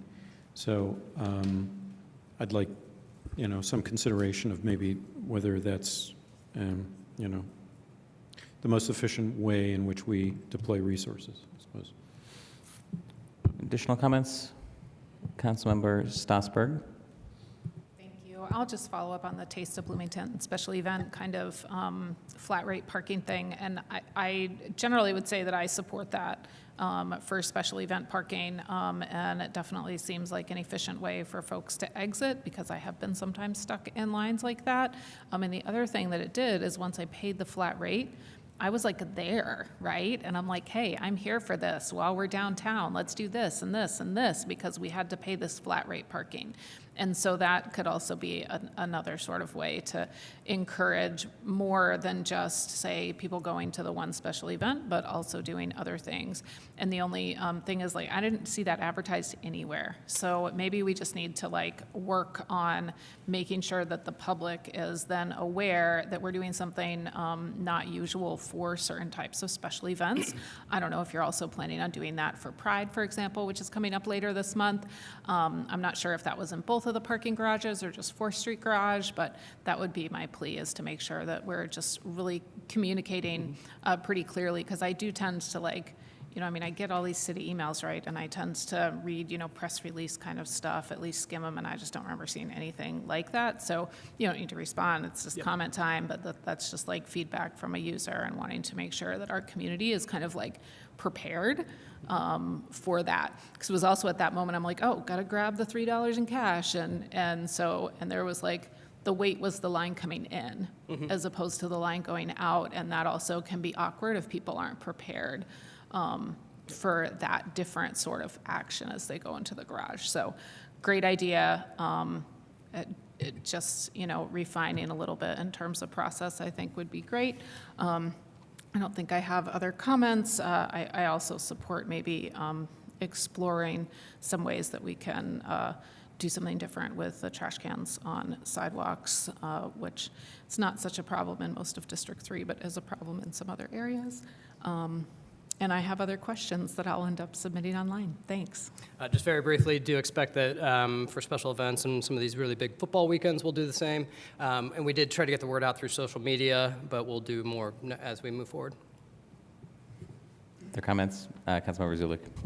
Yes, I just think this would be the right time to say thank you to Director Wason and also Cassie Werney for being so responsive when I had a lot of questions about the parking permitting process, and they were very helpful in working out a solution that worked for as many people as possible. So just kudos and thank you so much. Other comments? Briefly, on the neighborhood zones front, we do have issues to figure out there, no doubt. We've also requested changes to the UDO that would impact that. There's lots of opportunities for improvement in terms of how we price it, how we treat visitor permits, how we think about the variance across different neighborhood zones. So those are some policy conversations we'll definitely need to move into this year to make improvements for residents that are equitable and inclusive. And also on the trash and recycling can front, Director Wason brings up a good point, which is that sanitation staff are actively, emptying those bins and putting them back, and that it sounds like they're already playing an active role in trying to avoid accessibility issues wherever possible, but that we have a bit of a broader systemic issue, with some specific areas, that are space constrained. One option is to put them in the street, and when there is parking on the street, that works relatively well, as long as there's space for it. But yeah, again, one of these areas where there's not an easy answer, but it is a problem that is a real civil rights and accessibility issue, and something we need to keep working on and finding ways to improve. So thank you for engaging some of the questions and ideas that we had on that front. If there aren't any other comments, that will wrap up the two divisions we had from Public Works this evening. Thank you again for being here. Thank you for your presentations, and we'll move into our last departmental presentation of the evening, which comes to us from City of Bloomington Utilities. We have Director Catherine Zeiger here with us. If you could introduce yourself for the record. You have 20 minutes for the presentation. Thank you. Good evening, Council. Catherine Zeiger, Utilities Director, and tonight I am presenting the 2027 City of Bloomington Utilities budget. So the mission of the City of Bloomington Utilities is to enhance the quality of life in our community by providing safe, sustainable, and high-quality drinking water, wastewater, and stormwater services in a cost-effective manner, promoting public health, economic vitality, and environmental stewardship. CBU currently has 191 full-time staff and 4 permanent part-time staff. Our key budget change from the 2026 budget is an addition of $7.5 million. And one of the key budget topics this year is that we have implemented our water rate case with the new rates showing up on our customers' September bills. This has the largest impact on our budget and allows us to have continued investment in the modernization of Monroe Water Treatment Plant and the distribution system improvements, including water main replacements and booster station upgrades. First, I'm going to share with you some of our successes in each utility since our last budget presentation, starting in water. First, we rehabilitated our fluoride system, which has been operating consistently since the beginning of the year and delivering fluoride to our water. We also rehabilitated one of our vital pumps at our intake tower, or low service pump number 4. We installed secondary backwash pump, which was a requirement by IDEM. And our chemical feed line project is closing out by the end of the year, providing redundancy and reliability to our water treatment systems.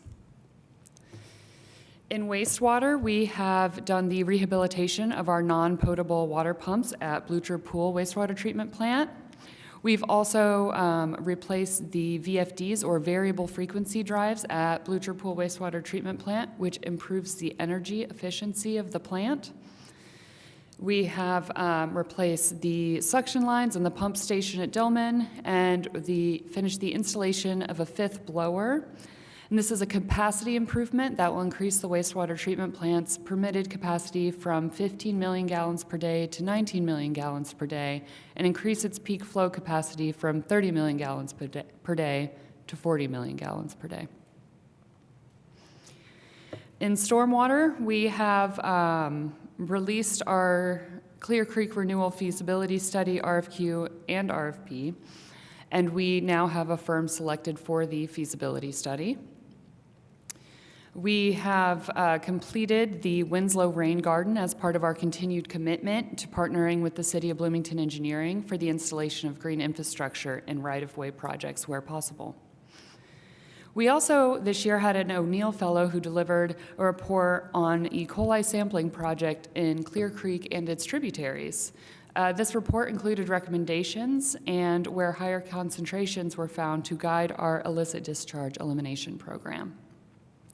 We are also hoping to finish bioretention facility at 8th and Fountain. I also wanted to give an update on our assistance program, which we've made a lot of strides in this year. So in 2025, CBU budgeted $100,000 each year for the program, but participation levels did not fully utilize the available funding. This prompted updates to the program that include 2 big shifts. First shift is consecutive assistance. Previously, customers receiving direct payment assistance were required to pay 2 bills after every 3 months of support. Under the updated program, customers may receive assistance consecutively, provided that they reapply and continue to meet our eligibility requirements. The second big shift is program flexibility. Customers were previously required to apply for assistance before being shut off. That requirement has now been removed, allowing eligible customers to apply even after their service has been disconnected, as long as they meet program requirements to have the service restored.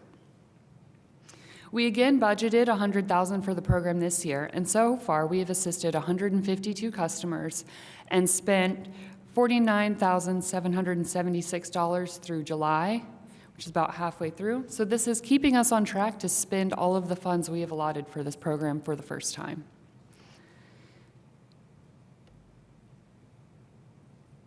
All right, now I'm going to move on to our 2027 priorities and goals. This budget prioritizes maintaining or enhancing our existing assets with a focus on reliability and climate resiliency. Several of our goals center on upgrades and modernization of our water treatment plants and throughout our distribution system. Multiple projects focus on electrical improvements, which strengthen the resiliency of our systems. We are also going to be focused on goals that center on building resiliency to the impacts of climate change, such as increased intensity storms. These include our relief sewer project and multiple stormwater system improvements. And now we'll go through those individually. So first is our distribution system improvements. CBU will be updating and replacing equipment at the South Central and West booster stations, which have met or are exceeding their life expectancy. This project will fully modernize both stations with new pumps, valves, controls, electrical system, SCADA, and telemetry. Design for this will be in 2026 and 27, with construction beginning in 27 and 28. We also plan on completing several large water main replacement projects with full neighborhood replacements. I also want to take a moment to highlight this photo that was taken during our work on the 2nd Street modernization project, which was jokingly called the world's worst hot tub party. But in all seriousness, I think this picture does a really great job of illustrating the hard work and difficult conditions that goes into a lot of these projects. Also, the estimated total cost for these projects is $11.1 million for the combined design and construction. Okay, next is electrical and control upgrade at Monroe Water Treatment Plant. Critical electrical upgrades will be made to the water plant's transformer and switch gears, emergency generators, variable frequency drives, and associated conduits and duct banks. These electrical upgrades will be accompanied by improvements to our SCADA system, including replacement of our programmable logic controllers, or PLCs, and conversion of our system to a more modern system platform. This will increase reliability and cybersecurity at the water plant. The estimated total cost for this is $10 million. We also have upgrades at Blucher Pool Wastewater Treatment Plant. We will be improving the dewatering and solids handling systems. This will include the replacement of our belt press system with a new screw press system, improving the efficiency of our treatment processes, and reducing cost of waste disposal. Design will be in 26 and 27, with bidding for construction occurring in 27. Estimated total cost is $2.3 million for design. At Dillman, at the Dillman Wastewater Treatment Plant, we are starting our phase 2 electrical upgrades. The second phase of our whole plant electrical upgrades will begin. This project will include the replacement of the medium voltage switch gears, the main substation for the plant, and the addition of a plant-wide emergency generator. The design is slated for 26-27, with bidding for construction in 27. The estimated cost for design is $500,000. Next is the Lower Cascade Stormwater Culvert. The goal of this project is to connect the North Walnut Box Culvert and the old State Road 37 or Lower Cascades Box Culvert. This will eliminate erosion, improve flow and capacity, and protect our sanitary sewer that's in this area. The total cost is $750,000.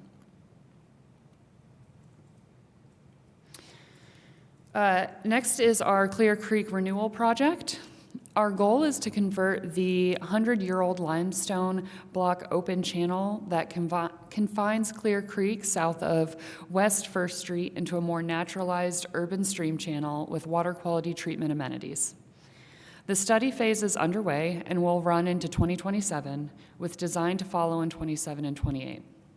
The study phase will include the development of no fewer than 3 technically feasible alternatives that aim to reduce the regulatory floodplain for potential redevelopment within the corridor and will provide innovative stormwater treatment technologies.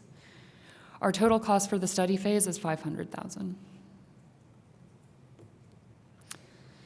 Next is our Winslow Sports Complex detention. We will be partnering with the Parks Department to improve the detention of stormwater runoff from this facility. We'll be combining innovative water quality treatment techniques to improve the quality of the runoff specifically from the parking lot. We'll be incorporating stormwater detention to lessen the impacts that large storms have on our downstream neighbors, further enhancing our community's resilience to climate change. The estimated total cost is $75,000 for design. And then finally, we have our Utility Service Center at the Winston Thomas property.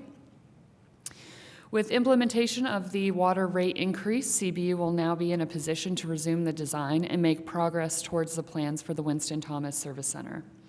Plans are currently at 50%, with the ability to resume design work this fall. A purpose-built service center improves logistics for field crews, allowing faster deployment and better emergency response. It also allows for stronger protection of our capital assets, such as specialized service vehicles and supplies, which are currently being stored in the elements. Building a service center that meets the needs of the utility moving forward is an investment that will save resources over time. And the estimated total cost for design is $2.5 million, and then $2.3 million for construction management. So in challenges and opportunities, one of the biggest challenges is that the cost of projects are only increasing. So I see it as our responsibility to our customers to find ways to mitigate these impacts on our rates.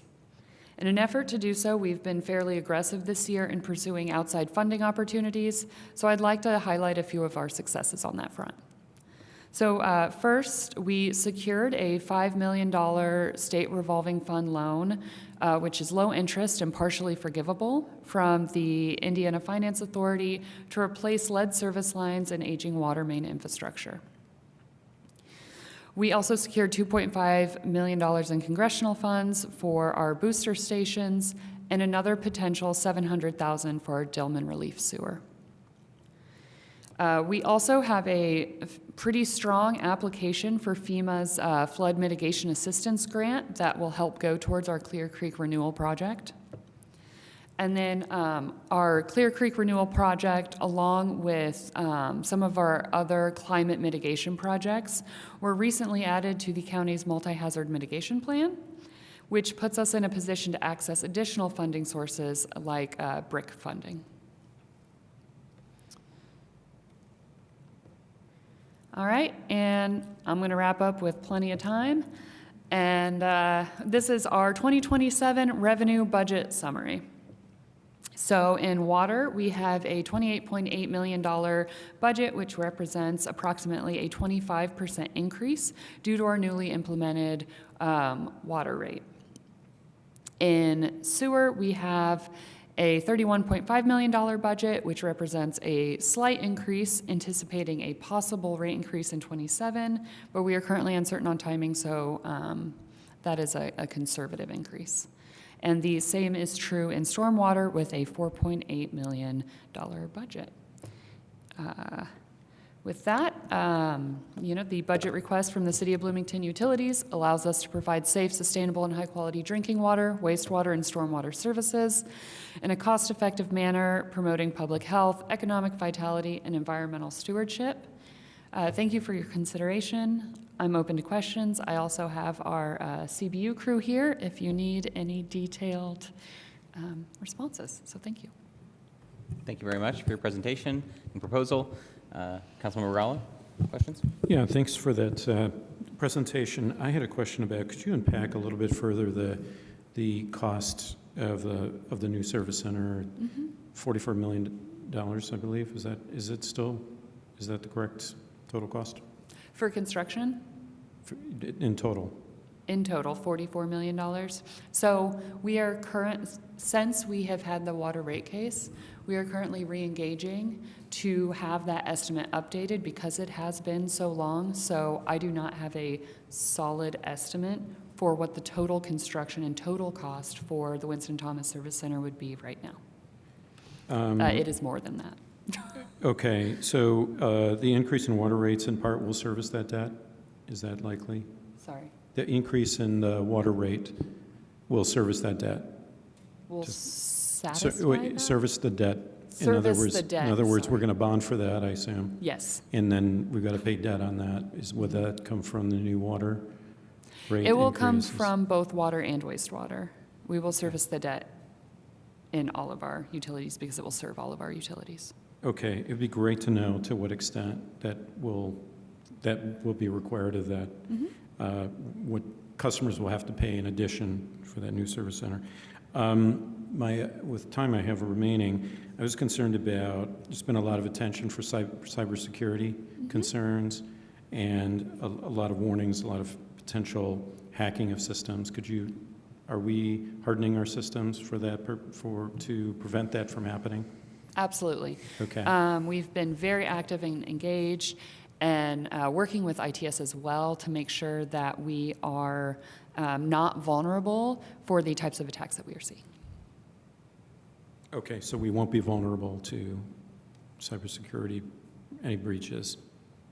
I That's the cannot goal. guarantee that we are not vulnerable to any cybersecurity threats, but the cybersecurity threats that we have seen thus far, we have made efforts to make sure that we are not vulnerable to that. Okay, to the type that The have types been that we are attempted. seeing now, yes. Got it. Okay, thank you. Additional questions from council members? Councilmember Stossberg and then Piedmont Smith. Thank you. It's great to hear that the assistance program is being more utilized this year. And I guess I was wondering just real quick first in terms of advertising for that and communicating with customers who might need that assistance. Is there are you targeting in any ways customers who may have like missed one payment or two payments with like a, hey, here's this option if you qualify for it, sort of like inserts in their bills or anything like that? Or are you generally waiting for folks to come to you? So we, with the rate increase, we are putting bill inserts about our financial assistance program, and that's going to all customers. We do have our collections person who does reach out to customers individually. We do some targeted outreach, but for the most part, we try to do broad outreach to all of our customers. Okay, thank you. And then the other thing that I wanted to be sure to ask you about tonight was that earlier this year you brought a rate change with regard to septic drop-offs. And, you know, we had a lot of questions about that. There were a lot of community concerns about that. It ultimately didn't pass. And I was just wondering if you could give us any kind of an update on how that is going. There were several like pieces of trying to upgrade some of those systems so that you could better differentiate the type of waste that was being dropped off to more accurately charge those providers based on, or those customers based on what it took for you guys to process that waste. So where are you in that whole thing? Yeah, absolutely. And so we will be providing a written response. This was a question that was asked by Councilmember Piedmont Smith, but just to summarize, we have actually, Stephen Stanford, our pretreatment coordinator, has done an excellent job of designing a sampling program to sample the waste that we are receiving to verify that that waste is see where it stacks up against the EPA estimate that we were using, because one of the issues that we had brought, or that was brought to us, was that the EPA estimate was potentially outdated or not reflective of our own community. And so we are currently doing samples of that high-strength waste. So that is one aspect of it. We are also looking into weigh station technology at the plant so that we're able to charge not just per truck, but for how much is in that truck. And so both of these things are happening in tandem. Right now, a very, very rough estimate of how much that would cost would be around $1 million to, for the equipment and the installation and the design of a weigh station, essentially. Yeah, and then we are hoping to bring an updated septic rate to council with our next sewer rate adjustment request. Okay, great. Thank you so much. Yes.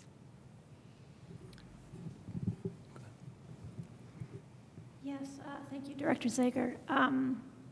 I wanted to ask about the Clear Creek Renewal Project, which is very exciting to me. I've talked a little bit with Jane Cooper Smith and ESD about it, and I'm wondering what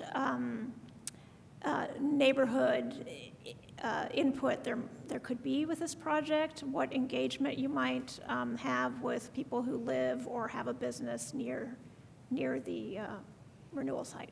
Absolutely. So we've already started some essentially preliminary outreach to adjacent property owners, but as part of this study that we are awarding the RFP for, part of the study, a huge component of that is outreach.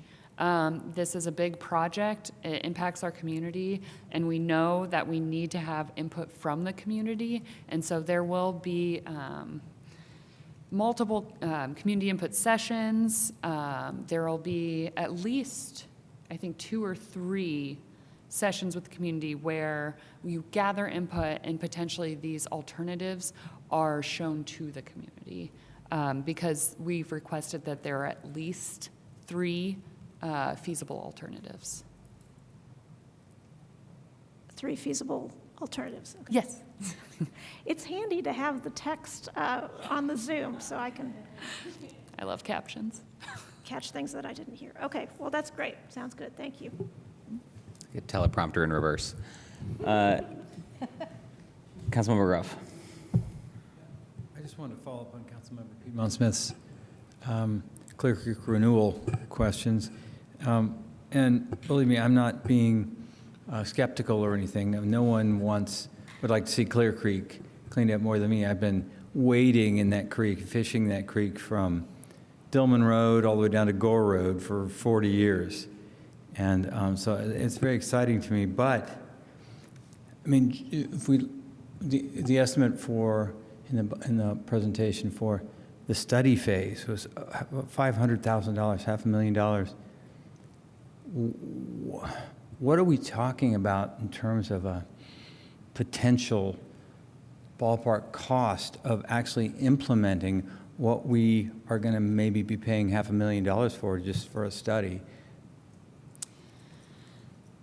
Yeah, so it's hard to have an estimate when you don't know what's technically feasible yet. And these are just the steps you have to take to make such a big project done well. So I think we're being very deliberate with this study. You know, at the very least, what we need to do is improve that channel. So we know that we have to do something, and that would be the most cost-effective alternative is to just improve the channel walls. You know, that is something we have to do. But depending on what we choose to do as a utility and as a community, yeah, those costs could get up there. And the paying for what could be a massively expensive project, how was the funding going to go for it? So the funding for a project like this, again, I wanted to highlight how we are aggressive with seeking outside funding because we recognize that this project could be a very large project. But additionally, we anticipate that a fair portion of it will be funded through the stormwater fee. And we don't typically bond for projects in stormwater because they don't come up to the same amount as some of these larger projects at the plants. But this would likely be a project we would bond for and then pay for through that stormwater fee.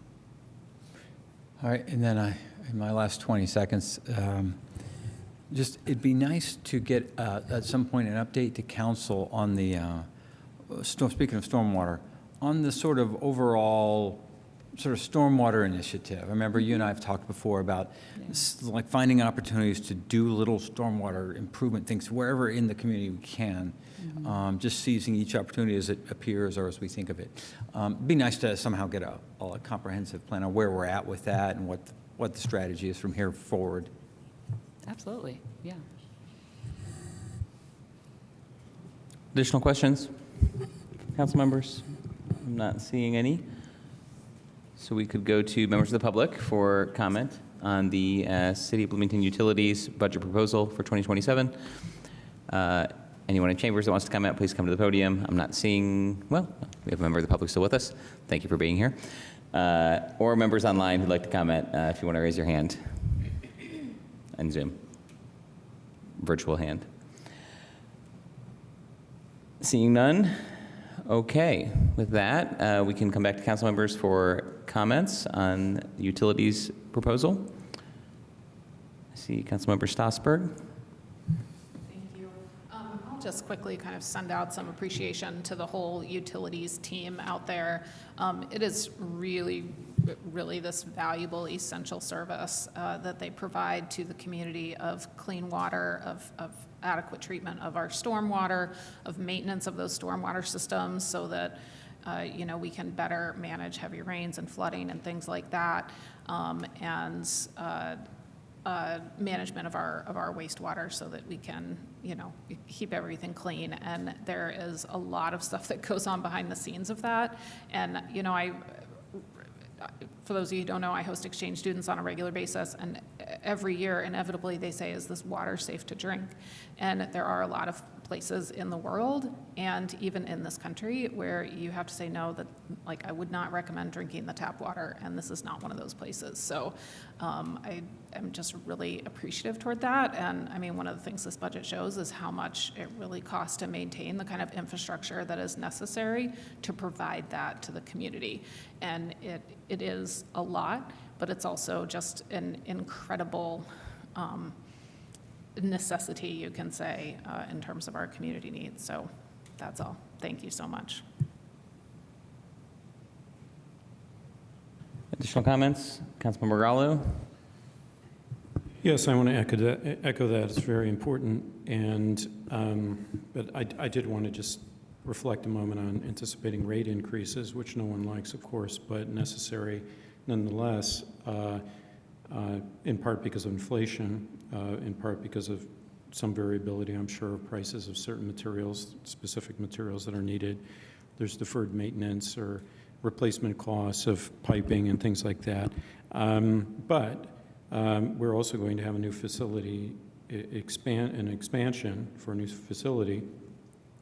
And just to say that this is a reflection of growth of the community, and those costs were never essentially internalized to those who benefited from that growth necessarily. So the current residents will see the rate increase in order to subsidize a larger facility. So this is something that has bothered me for some time. I'd like to unpack that further. I don't think it's fair necessarily for the current residents to subsidize growth. If growth occurs, growth may be inevitable, and some quarters people want it, but those that benefit from it should be paying for it, and not necessarily those who are just current residents that see more traffic, have more crowded schools, need to pay for new facilities, et cetera. So it's a conundrum that I think deserves attention and to be addressed, unpacked a bit. Thank you. Additional comments? I'll echo in a few of those themes. First, just appreciate the attention that Director Zeiger has shown to the bill payment assistance program and finding ways to improve that and bring that assistance to more folks who are facing economic insecurity and have trouble accessing these essential services. So yeah, it's just notable, and appreciate you sharing the highlights from that here. Also, echoing Councilmember Strasburg's comments, I work in the utility regulatory sector, not water, electric, in my day job, but I do have an occasion to interact with a lot of regulatory staff and folks from across the country at conferences and events, and there's a much broader trend of municipal water utilities that are really, not in good shape from an infrastructure perspective, financial perspective, and a lot of privatization as well as a result of that, which almost always leads to less local control, higher rates, et cetera. So just noting some of those things that we shouldn't take for granted here in Bloomington. So thank you again to all at CBU and the staff for being here with us tonight for the proposal. That is the end of our presentations for tonight, and that is at the end of our agenda. However, before we adjourn, if there's no objection, I did want to offer a brief moment for a report from Councilmember Zulik. Yes, thank you. I was asked by a constituent to share an event. There will be a vigil for, a peaceful vigil for the detainees of the ICE Miami Correctional Facility held on Friday, August 28th at 8:50 p.m. on the southeast corner of the Bloomington Courthouse Square. Again, this is going to be a peaceful vigil, and it is sponsored by the Indiana Organizing Project for anyone who would like to Google it. Thank you. Thank you for that report. And with that, we are adjourned. We'll see you back here Monday next week.